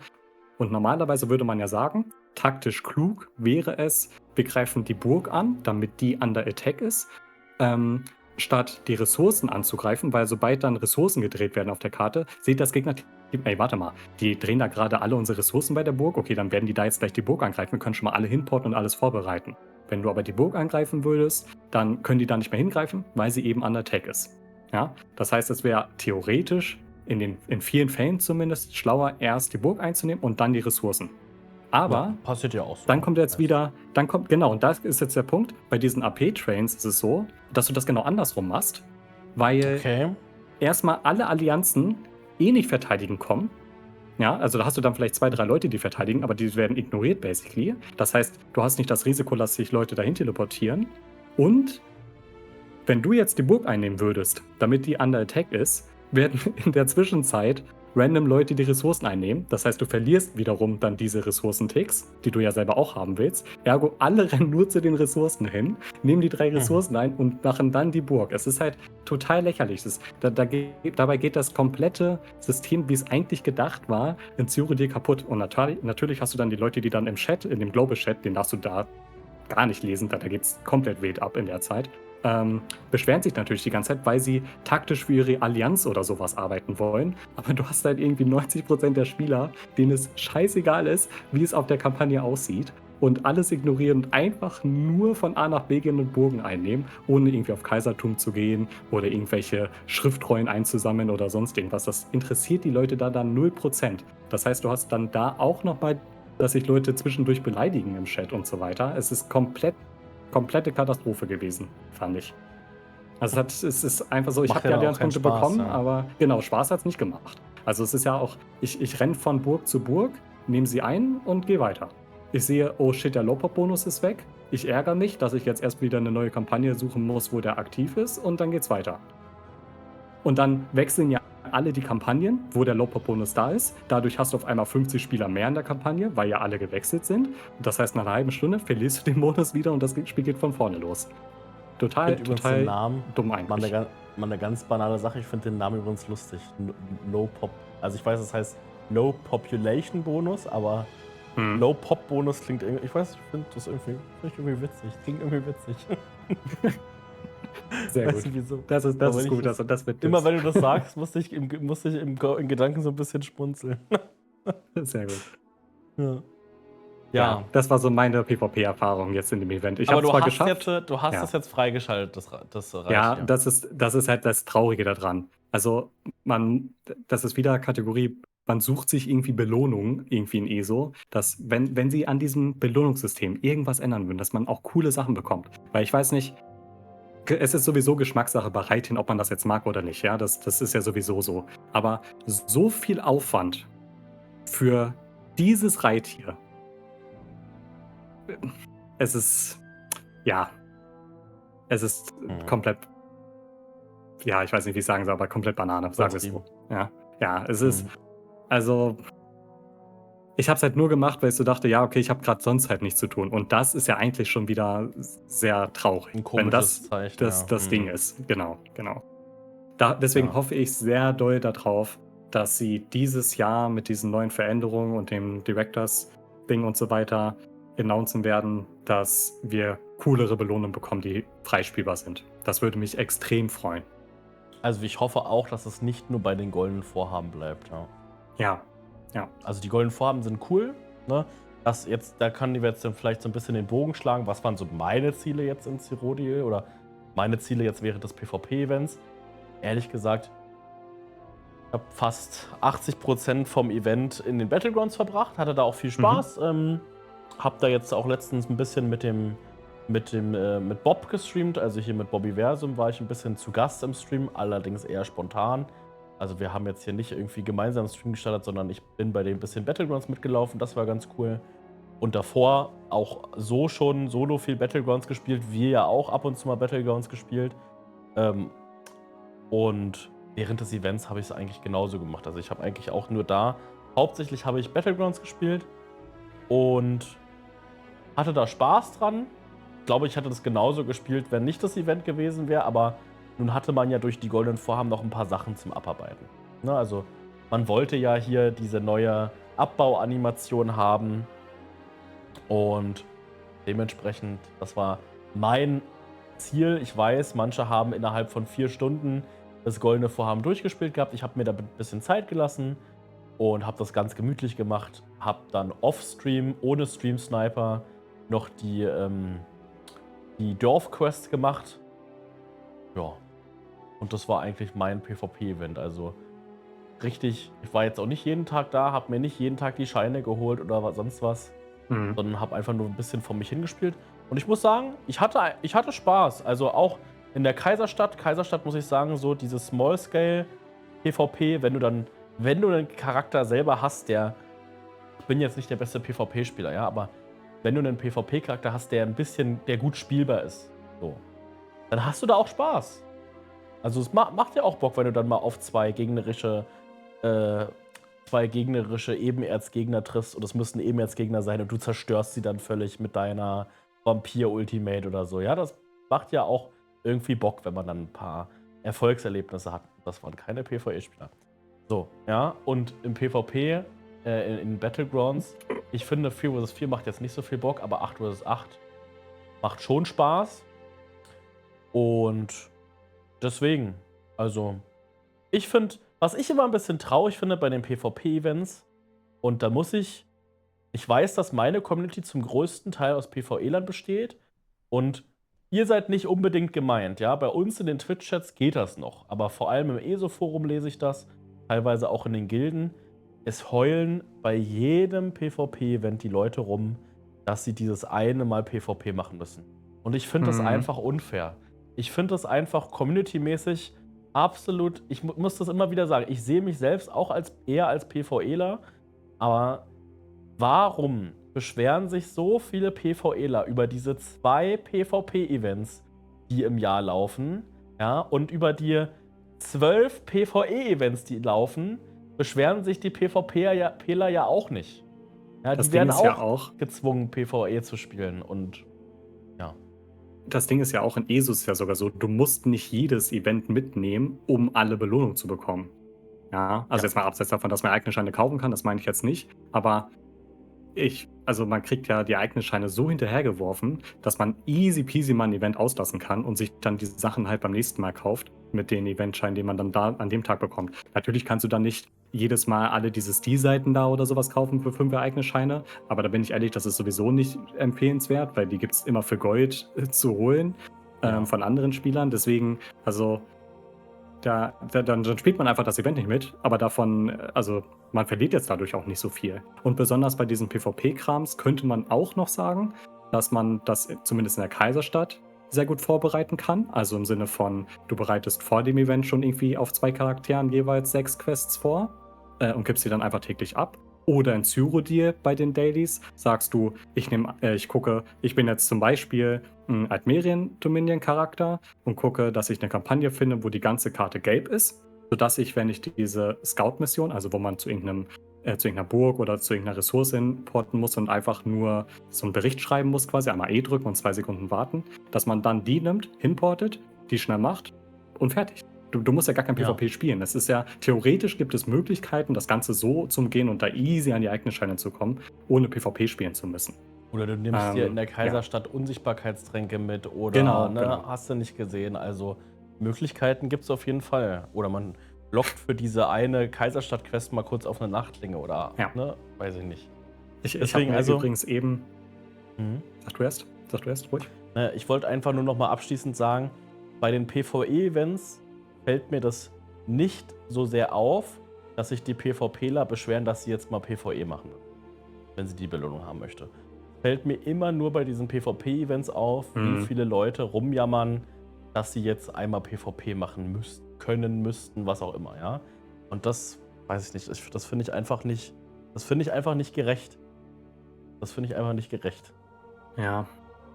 Weißt du, aber was wie auch gesagt, nicht gerecht ist? Ja? Ich hatte eben überlegt, als du gesagt hast, du hast ja 2 rote Gegner irgendwie getötet und so. Ich stelle mir vor, wie so 2 rote PvE-Charaktere an diesen Ballisten stehen in dem einen Gebiet, die so kaputt machen. Du rennst die komplett über, die wollten gar nichts machen und sagst, das war ein krasser Kampf. Und dann bist du einfach weitergerannt. Das werden die Toxic-Kommentare werden. Da freue ich mich jetzt schon drauf. Genau solche Sachen mache ich in meinem Livestream und halte mich dann für den Größten. Genau. Ja. Sehr gut. Waren wirklich 2 Bailer. Ja. Ey, mit dem Maika-Templer-Bild hatte ich auch letztens eine richtig smoothe Sache. Und zwar war in den Battlegrounds, Da waren irgendwie 5 Gegner vom Gegnerteam, alle gerade, das war auf dieser Karte mit diese Gratwaldkarte mit den Bäumen und so. Und das Mhm. war in der Mitte auf dem Eingang zu diesem Wurzelhaus in Richtung Hafen. Da sind gerade irgendwie Mhm. 8 Gegner hochgekommen, ja. Also 5 Gegner von den 8 sind hochgekommen. Und das war auch einfach Glück, das war kein Können. Das war Glück. Ich war, glaube ich, in einer Runde, wo ich gegen nicht so erfahrene Spieler gespielt habe. Mein Matchmaking war wahrscheinlich relativ gut für mich. Und ich habe einfach genau in dem Moment, wo die da 5, das ist ja eine sehr enge Stelle, generell, wenn man in dieses Haus reinkommt, sind lauter so enge Stellen. Da kamen gerade die 5 Spieler hoch und ich habe genau in dem Moment meinen Dämmerbrecher gezogen. Oh, das war so eine göttliche Szene. Die waren alle gestunt. Ich habe die alle 5 innerhalb von Sekunden abgefarmt. War Ja, schön. das ist nice. Solche Ja, Stellen sind immer Bomber extrem schön. allgemein sind, also das ist zwar kein Bomber, was du beschreibst, aber theoretisch wäre ja noch eine Alternative, um an AP zu kommen. Das habe ich eben nicht erwähnt, wäre noch Bomber, dass du einfach genau diese Gruppen dann hochjagst, basically. Ja. Aber ja. Es gibt einfach richtig coole Sachen im PvP, theoretisch. Aber irgendwie ist es dann doch wieder nichts. Keine Ahnung. Ja. Ja. Ja, dann doch wieder nichts. Das ist vielleicht die Ja. Überleitung zum nächsten Thema. Äh, Am 10. April, zum Release-Tag von Update 45 auf dem PC, wird am Abend eine ESO Direct laufen. Ich weiß nicht, den Namen haben sich irgendwie, glaube ich, so ein bisschen abgeschaut. Hm? Warte, Update 45 ist doch jetzt das nächste, was kommt, oder? Ja. Dann hast du es gleich verwechselt, weil wir haben März. Ach Das heißt, Gott, Montag ist Release und dann einen Monat später kommt das erst. du hast ja recht. Ah ja, stimmt. Also jetzt diesen Montag ist ja, okay, ist ja noch ein bisschen hin, da hast du recht. Ja, Genau, genau. gut, dann nehme ich das zurück. Also am 10., also so oder so, dann blenden wir mal Update 45 aus. Am 10. April, also ungefähr in einem Monat, wow, das ist ja noch voll lange hin, wenn ich jetzt so drüber nachdenke, da kommt eine ESO Direct, so ähnlich wie die Xbox Developer Direct, wo wir quasi dann endlich erfahren, wie geht's mit ESO weiter, was heißt denn nun keine Kapitel mehr, was heißt saisonales Modell. Und ja, da wollte ich so ein bisschen mit dir drüber sprechen. Wir werden vielleicht dann auch nochmal danach drüber sprechen, in einem Monat, ja. Was sind eigentlich so unsere Wünsche? Was wünschen wir uns von ESO so in den nächsten 1, 2 Jahren? Was sind so die größten Baustellen? Du hast heute Belohnungssystem wieder genannt. Ja, sowas in die Richtung. Genau.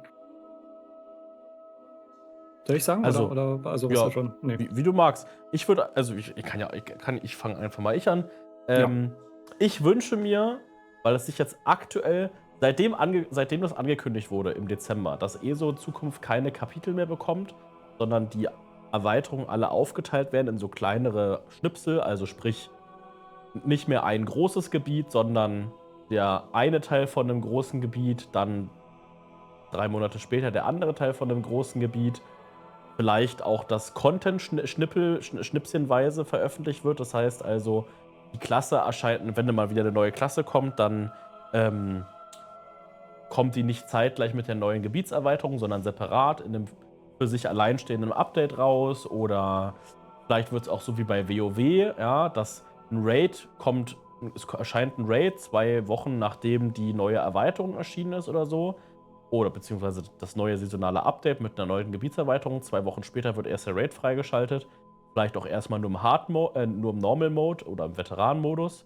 Und dann wiederum 2 Wochen später vielleicht erst im Veteran-Hard-Mode, ja. Dass quasi Content in Zukunft so stückchenweise veröffentlicht wird, wurde ja angekündigt. Und ich persönlich, es liegt natürlich auch daran, ich bin ESO-Content-Creator. Ich mag das Wort Karriere nicht, weil das ist für mich hier immer noch ein Nebenjob. Ich könnte immer noch problemlos leben, wenn ich das hier nicht machen würde. Ich bin nicht darauf angewiesen. Nichtsdestotrotz habe ich ja meine ganze Karriere, in Anführungsstrichen, aufgebaut auf ESO. Wenn das also jetzt eine Ankündigung ist, dass ESO in Zukunft auf Sparflamme laufen wird, weil ZeniMax noch ein anderes MMO macht oder die ersten paar Entwickler abgezogen werden für Elder Scrolls 6, kann ja sein. Ich hoffe, dass das nicht der Fall ist. Weil das Gefühl hatte ich seit der Ankündigung, die konnten ja zu der Ankündigung im Dezember nicht so richtig erzählen, was passieren wird. Sie haben gesagt, also die Ankündigungen im Dezember waren ja alle sehr vage. Es wurde gesagt, kommen keine großen Erweiterungen mehr. ESO wechselt jetzt zu einem saisonalen Modell. Mehr können wir euch eigentlich erst im April sagen. Und ich habe ja schon im Podcast davor irgendwann mal erwähnt, dass ich das eine super schlechte Marketingaktion fand. Ich persönlich bin der Meinung, man hätte erst diese Sachen ankündigen dürfen, wenn konkrete Pläne zu besprechen sind.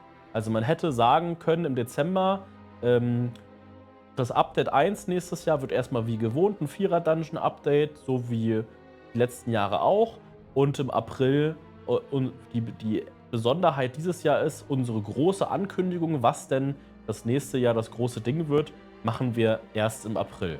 Ne? Also läuft erstmal alles wie gewohnt, das erste Quartal. Und im April reden wir dann darüber, was ESO dieses Jahr beschert wird. Das wäre ein guter Marketing-Move gewesen. Und so stehen wir jetzt ja eigentlich seit Dezember so ein bisschen mit Fragezeichen über dem Kopf da, finde ich persönlich. Und da habe ich irgendwie ein ungutes Bauchgefühl nach wie vor.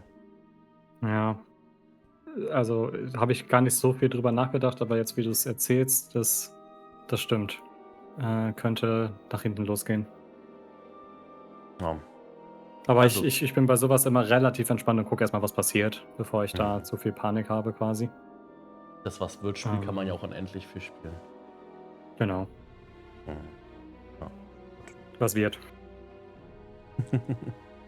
Ja, Aber- ansonsten, was wünschst Ja, du hast du dir? noch Was irgendwas? erwartest du? Ja, also ich habe da ein paar Punkte, aber jetzt kannst ja du erstmal so ein bisschen erzählen, was sind so deine, also wir müssen ja, das war jetzt, also ich wünsche mir, dass ESO nicht auf Sparflamme laufen wird in Zukunft. Na? Und ich habe auch noch ein paar andere Punkte aufgeschrieben, jetzt kannst ja mal du. Also so ein Mini-Ding wäre, ich wäre schon sehr traurig, wenn es keinen neuen Raid geben würde. Also wenn sie da jetzt sagen, okay, da machen wir jetzt nicht mehr so wirklich was. Das fände ich schon extrem doof. Am geilsten würde ich sowieso fühlen, würde ich es finden, wenn es ist sehr, sehr, sehr, sehr, sehr unwahrscheinlich, aber das wäre eine Sache, die ich mir wirklich wünschen würde, dass in einem Raid mal nicht das Perfekte, also dass keiner sterben darf, der schwerste Schwierigkeitsgrad und das in einer gewissen Zeit schaffen, wenn das gar nicht das wäre, um das Raid freizuschalten, sondern wenn der Hard Mode, also der schwerste Schwierigkeitsgrad, einfach so schwierig wäre, dass den zu schaffen schon das Erfolgsding ist, ohne dass jetzt da, unabhängig davon, dass da jetzt keiner sterben darf oder so.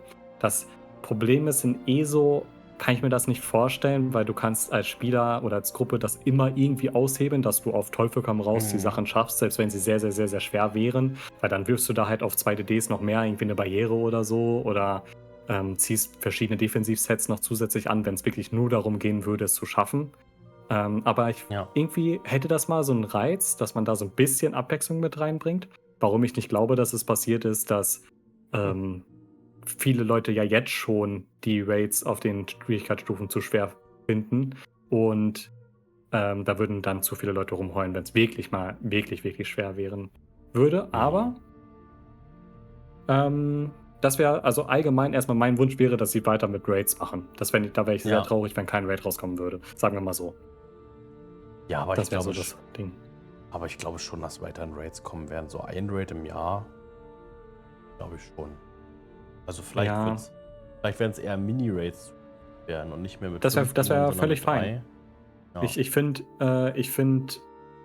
Die also teilweise Anschlag Sanctorium und Cloud Rest finde ich sehr, sehr cool. Und zum Beispiel in DSR, also Ons Segerif, das fühlt sich für mich immer noch so an, als wenn sie auf Krampf versuchen mussten, da das nochmal größer zu designen, weil man hat da diese Mini-Bosse, also man hat 3 richtige Bosse, da ist alles schön und gut, da kann man von den Mechaniken halten, was man will, ist okay, aber man hat noch 2 Mini-Bosse, wo man dann quasi hinlaufen muss, ein paar Gegner töten muss, alleine das ist schon ätzend, aber dann hat man noch so einen Mini-Boss und das Ding ist, die sind so einfach, also so irrelevant, diese Mini-Bosse, dass die direkt beim ersten Lauf schon langweilig sind. Weil, wenn man die in der Raid-Schule jetzt doof gesagt, mit Leuten, mit der Hälfte der Gruppe, die da noch nie drin waren, ohne irgendwelche Probleme First Try töten kann, dann ist das definitiv zu schnell zu langweilig. Ja, da sind keine komplexen Mechaniken oder irgendwas, Ja. das irgendwie Spaß macht. Das fühlt sich einfach nur so an, okay, wir müssen einen jetzt hier auf Maselok machen und du läufst noch mal kurz eine Stunde länger, um den Raid zu strecken. Ich Bei sowas fände ich es sehr gut, wenn sie da dann einfach drauf verzichten würden Mhm. und einfach nur, dafür dann kürzeren Raid, völlig fein. Ich muss nicht 3 Stunden in 'nem Raid sein oder sowas, ne? Also, es ist ja Ja, ja, völlig ja. okay, wenn man da bei einem schnellen Kampf auch in 'ner guten Zeit durchkommt, jetzt unabhängig von irgendwelchen Weltrekord-Runs oder so. Ähm, ja, es ist manchmal einfach unnötiger Overkill, habe ich das Gefühl. Wie würdest du, bei Vierer-Dungeons gibt es ja diese Secrets häufig. Mhm. Secret-Bosse, geheime Türen, geheime 'n Extra-Boss mit, Mechaniken, die du machen musst. Wie würdest du sowas in 'nem Raid optional finden? Schon mal besser als so, wie es jetzt ist. Ich meine, in hier DSR, von dem Raid, von dem ich gerade sprach, gibt es ja noch mal zusätzlich so bei diesen Side-Bosses, Sachen, die man einsammeln kann. Aber Mhm. das ist halt kein Must-have. Man muss die Bosse machen, aber man muss nicht, die Sachen einsammeln, um da kleine Boni zu bekommen. Ähm, ja, wäre, glaube ich, geil. Man müsste dann immer als Gruppe natürlich abwägen, ist es, Sinnvoll oder nötig, nicht? Mhm. die Sachen zu machen? Brauchen wir das jetzt oder sparen wir uns dann da die Zeit? Ähm, Wird dann von Gruppe zu Gruppe wahrscheinlich unterschiedlich sein. Aber das wäre schon mal 'nen guter Schritt. Ja, definitiv. Vielleicht Würde wäre ich das auch begrüßen. 'n, wenn man sich da so Sachen erspielen könnte, wenn man diese Secrets macht. Also, die besondere Verwandlung oder die Persönlichkeit bekommt man nur, wenn man auch die Errungenschaft von dem Secret abgeschlossen hat. Ich glaube, das würde auch wieder mehr Spieler anlocken in Raids, die dann da 'n bisschen rumprobieren würden. Man muss ja gar nicht auf Veteran Hard Mode vielleicht, aber, ne, also, Mhm. ich glaube, das wäre schon cool, wenn's da was Spannendes zu entdecken gibt sozusagen, ja? Also, ich kann mich immer nur erinnern, für mich war ja der Dungeon, der Vierer-Dungeon Unheilsgrab war für mich ja so 'ne Kehrtwende in ESO. Also, Ja, ab dem Zeitpunkt, wo Unheilsgrab erschien, wurden Vierer-Dungeons für mich in Elder Scrolls Online deutlich besser. Deutlich definitiv. besser. Ja. Also, das Indiana-Jones-Feeling feiere ich von den Dungeons bis heute noch. Ja. Ja, also, bei den Designs, also, vom rein visuellen, sind sie ja in letzter Zeit auch bei den Häusern, bei den Ja. Dungeons, bei den Raids und so, da meckere ich 0%. Das sind richtig geile Sachen dabei. Aber halt die Kämpfe an sich oder wie lange es gezogen ist und so, da gibt's gerne noch Verbesserungsbedarf. Ja, ja, ja. Ja, was ich mir sonst noch aufgeschrieben habe, was ich mir noch wünschen würde, ist, dass, bis jetzt waren ja so alle Fraktionen in The Elder Scrolls Online auf Gebiete beschränkt. Also die Diebesgilde hat hauptsächlich im Diebesgilden-DLC Hilfluch stattgefunden.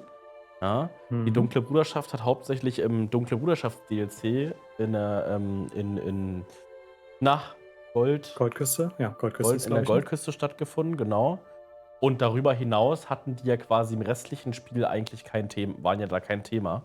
Und ich würde mir wünschen, dass man, wenn man schon weniger große Gebiete veröffentlicht, also ich denke schon, dass langfristig geplant ist, die Karte zu komplettieren, ja. Aber wenn man jetzt nicht mehr so regelmäßig große Gebiete macht, dass man dann in bestehenden Gebieten ähm, wieder diese Fraktionen aufgreift. Also neue Geschichten der Diebesgilde, neue Geschichten der Dunklen Bruderschaft, aber halt nicht mehr in einer Goldküste, sondern die Anfänge der Dunklen Bruderschaft in Windhelm. Ja, oder, ne, hast du nicht gesehen, oder in Falkenring meines Erachtens, oder, ne, also hier in Karkstein ganz oben rechts dann beispielsweise in Richtung Falkenring oder auch ganz woanders, ja. Muss ja nicht also das waren jetzt so ein paar Ideen, vielleicht so eine Vorgeschichte zur Entstehung der Dunklen Bruderschaft Stadt, so wie wir sie in Skyrim kennen, wo sie ja dann quasi in Skyrim ist ja die Dunkle Bruderschaft am Arsch sozusagen, oder die Blütezeit ist vorbei. Und ich finde, sowas, so Geschichten weiterspinnen oder Geschichten wieder aufgreifen, Fraktionen wieder aufgreifen, die Morakton noch mal aufgreifen, da hätte ich persönlich richtig Bock drauf. Und das können die ja auch geil machen. Also, ich finde, das können die in bestehenden Gebieten machen. Das heißt also nicht, dass die dann in dem bestehenden Gebiet irgendwas entfernen oder sowas, ja, was weiß ich, irgendwie eine Questlinie entfernen, um da jetzt eine Dunkle Bruderschafts-Questlinie einzufügen, das nicht. Aber einfach in bestehenden Gebieten neue Häuser zugänglich machen, die vorher nicht zugänglich waren, da diese Geschichten abspielen lassen, oder da ist auf einmal ein neuer Höhleneingang oder hast du nicht gesehen, ja? Und dann kann man ja auch so ein bisschen, ich arbeite ja im Service, ja, jetzt kommt so ein bisschen hier der Vertriebler raus. Da kann man ja auch, so wie bei den Antiquitäten, Cross-Selling machen. Das heißt also, du sagst dann, es gibt eine neue Geschichte der Dunklen Bruderschaft in Trübmoor mit den Saxleel. Du brauchst aber nicht nur die Erweiterung oder den Season Pass, also wie auch immer das jetzt nun aussehen wird mit dem saisonalen Modell, sondern du brauchst halt eben auch Zugang zu der Erweiterung Trübmoor, beziehungsweise Mörkmeier. Also da hätten die ja dann auch wieder was sie so ähnlich aufbauen können wie jetzt das Antiquitätensystem, wo du ja teilweise mehrere Erweiterungen brauchst, um das alles erspielen zu können, was du da haben möchtest. Das ist jetzt nur eine Idee, ne? Das würden jetzt natürlich nicht alle so geil finden, aber das wäre für Zenimax lukrativ, darauf möchte ich hinaus. Und wir würden uns als Spieler darüber freuen, wenn diese Geschichten wenn dann neue Geschichten dazukommen von diesen Fraktionen. Ich glaube, da würden sich sehr viele drüber freuen. Definitiv, glaube ich auch. Weil ich es gerade noch im Chat parallel gelesen hatte, als Feedback zu dem, was ich eben erklärt hatte mit diesem Raid, dass er sehr schwer sein soll und so weiter, war nur darauf bezogen, dass man das im schwersten Schwierigkeitsgrad macht. Also da war jetzt die Anmerkung, dass die Raids ja in ESO auch machbar sein müssen, ohne dass die Leute im Sprachchat irgendwie sind und sich absprechen. Das ist auch alles schön und gut, das soll auch weiter bestehen. Aber ich würde mich mal aus dem Fenster lehnen. Es gibt wenig Random-Gruppen, die irgendwelche Hardmods macht für den neueren Raids. Also, dass man jetzt mal irgendwie einen Karkstein-Hardmod oder so noch nebenbei macht, ohne Sprachchat, alles schön und gut. Aber ich glaube, es gibt sehr wenig Leute, die in eine Random-Gruppe gehen und dann jetzt zum Beispiel in DSR den Hardmods machen würden mit Random-Leuten ohne Voice. Oder nicht mit Random-Gruppen, aber ohne Voice im Allgemeinen. Es war jetzt also nur darauf bezogen, dass man das nur explizit für diesen einen Schwierigkeitsgrad macht. Ne? Als Ergänzung oder Austausch zu, es darf keiner sterben, man muss den Hardmode machen und man muss einen Speedrun machen, Geschichten. Ja. Genau. Ja. Ich weiß nicht genau, ob ich mir das hierfür aufgeschrieben hatte oder für irgendeinen anderen Punkt. An irgendeiner Stelle, ich glaube, das war eigentlich geplant für diese Geschichte, wo du ganz am Anfang über den Kommentar geredet hast. Also nicht den ersten Kommentar, sondern die Sachen mit den Vorschlägen, was sich Leute als Bugs und so weiter, welche Bugs schlimm waren und was sie sich noch wünschen und wo das dann aufgenommen wurde. Ja, was ist los? Da hattest du, glaube ich, auch, ich glaube, es war leider nicht in dem Podcast jetzt hier gerade, sondern vorhin irgendwie in deinem Stream oder so oder in irgendeinem Video, was ich noch vorhin geguckt habe, zwecks PvP-Schnellrad, dass sich das gewünscht wurde. Ach so, ja. Im Sinne von der Schnellauswahl für PvP. Da frage ich mich bis heute noch, warum sie das nicht gemacht haben, als sie das Schnellrad gemacht haben. Weil ich will halt, also eigentlich ist der Knackpunkt, ich verstehe bis heute nicht, warum sie einen Schnellrad gemacht haben für hier Begleiter, also irgendwie Gehilfen und Companions und so weiter. Warum sie da nicht, also wenn ich einen Händler habe im Schnellrad, ja, oder einen Banker, dann soll das bitte nicht mehr als 0,1 Sekunden dauern, den auszuwählen und zu rufen.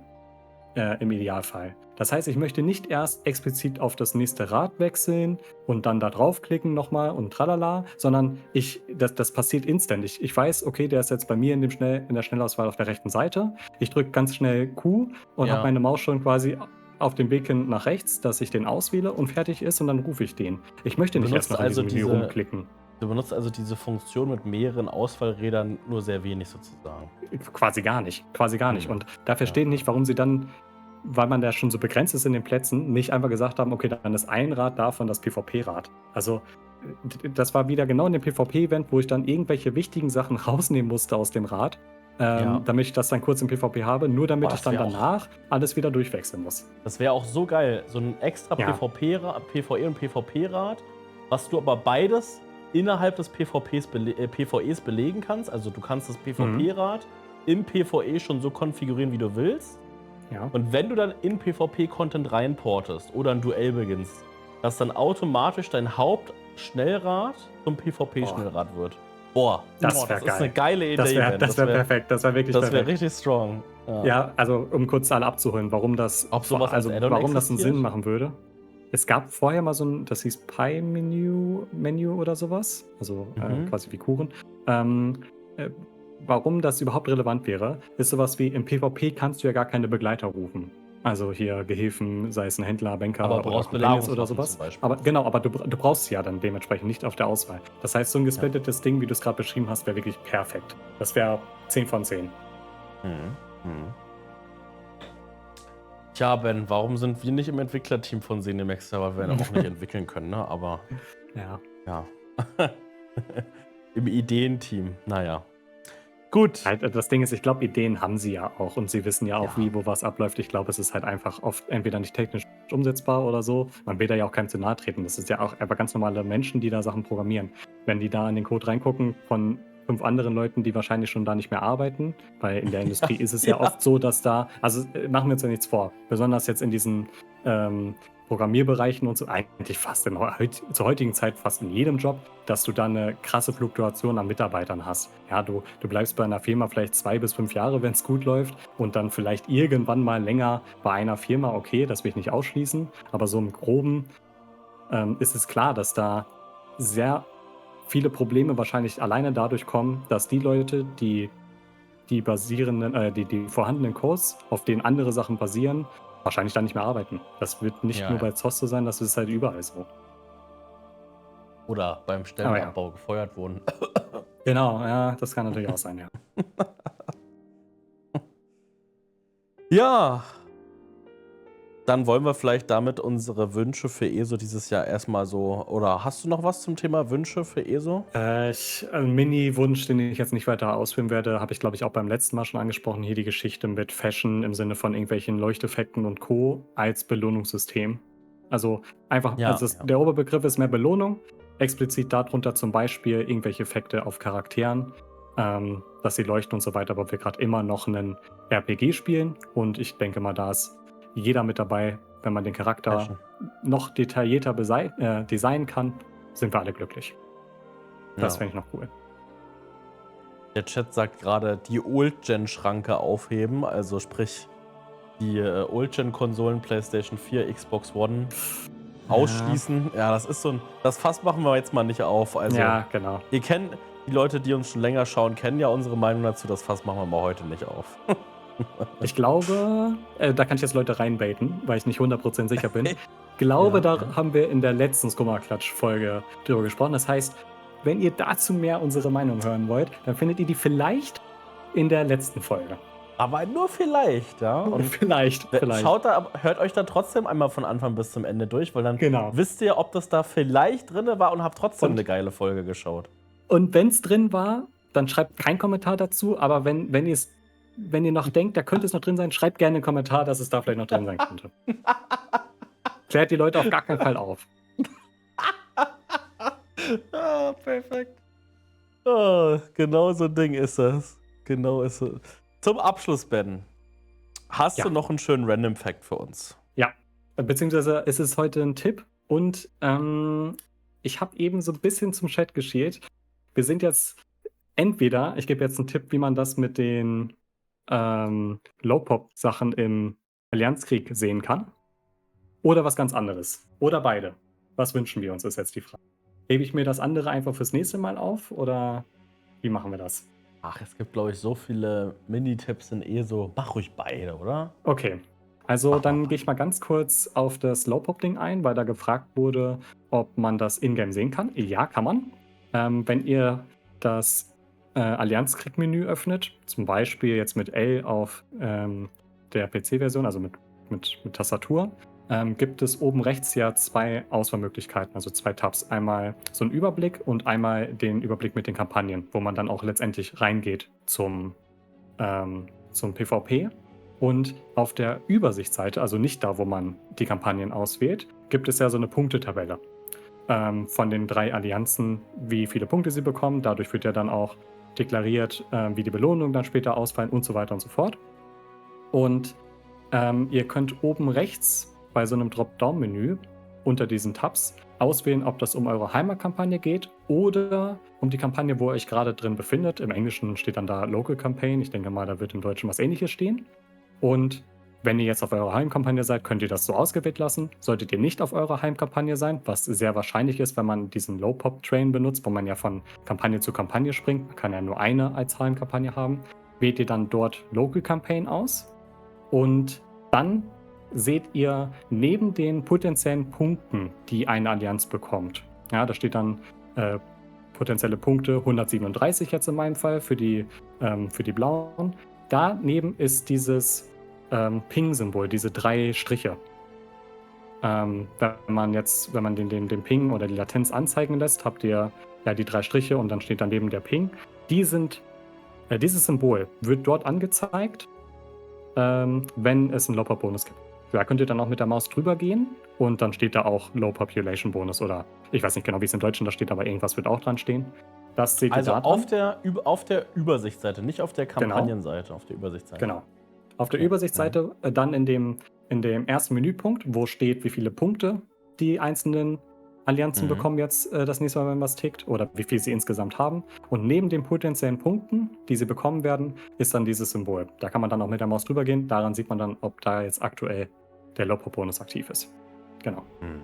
Und mein anderer Tipp, das ist ein bisschen random. Ich habe vorhin nach Tipps und so weiter gesucht, was ich vielleicht erzählen kann. Und ich bin ganz zufällig im Reddit oder so war das, da hatte jemand nach DPS-Tipps gefragt und hatte gesagt, ey, haut alles raus, was ihr jetzt hier an meinem Damage-Pass an der Puppe zu bemängeln habt, wodurch ich mich selber noch verbessern kann. Und dadurch war dann eben ein Screenshot von seinem Comet Metrics-Fenster, also das Add-on, wo man coole Sachen sehen kann und so weiter, wie viel DPS man gemacht hat und so weiter und so fort. Und da ist mir aufgefallen, dass nicht nur diese Person wahrscheinlich das Problem hat, sondern auch andere, weil, wie der Zufall es wollte, wurde dann gestern auch im Chat bei mir was Ähnliches gefragt. Deswegen kam ich dann darauf, dass ich das echt mal nehmen könnte. Thema Glyphen auf Waffen. 2 Sachen. Es bringt nichts, zweimal die gleiche Glyphe auf Waffen zu haben. Das hatte die Person nämlich. Ja, also zweimal Stamina-Absorption oder sowas. Bringt nichts. Immer verschiedene Glyphen verwenden.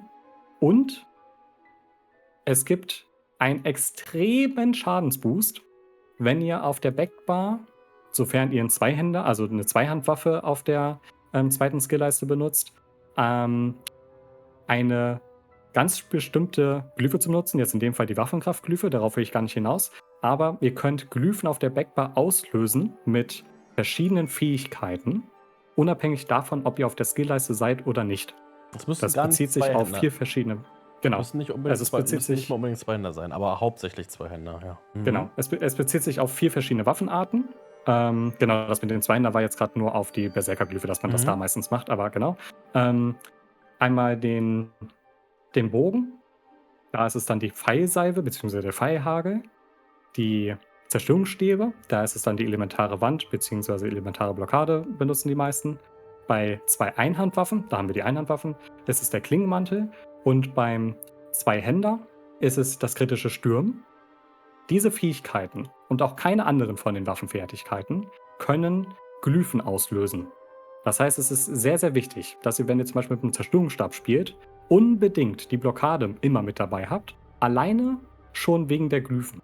Weil diese werden dann jedes Mal auf der Backbar ausgelöst, solange eure Blockade liegt, wenn die Abklingzeit wieder rum ist. Unabhängig davon, ob ihr auf der Skillleiste seid, wo der Zweihänder gerade ist, also ausgerüstet ist, oder der Zerstörungsstab, sorry. Oder ob ihr zum Beispiel auf der Frontbar seid mit 2 Dolchen. Trotzdem wird immer diese Backbar-Glyphe wieder ausgelöst. Das sind 2 extrem essentielle Punkte, um mehr Schaden zu machen. Das ist sehr, sehr wichtig. Immer diese Fähigkeiten dabei haben. Fast bei ausschließlich jedem Kampf. Bei DDs sowieso. Bei Tanks und Heilern gibt es hier und da vielleicht mal kleine Nischensachen, wo man das vielleicht mal droppen würde. Ich empfehle es aber immer dabei zu haben. Ich muss mal kurz Ben aus dem Konzept bringen. Geil. Immer schön dran trinken, Leute. Immer schön hydrieren, ne? Immer schön trinken und so. Immer trinken, das ist ein guter Call. Trinken, saufen. Also Wasser. Also ich hoffe, die Tipps, jetzt mit dem Low-Pop-Bonus war ja sowieso nur so ein Nebending, aber ich hoffe, da kann ich vielleicht nochmal den einen oder anderen nach ein bisschen mehr Schaden verhelfen. Ja, das mit den Fertigkeiten ist, glaube ich, auch immer gar nicht so vielen Leuten bewusst.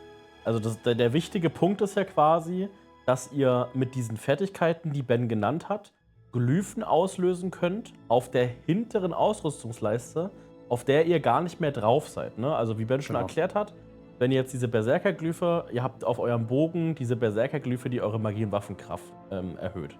Und ihr wirkt den Pfeilhagel.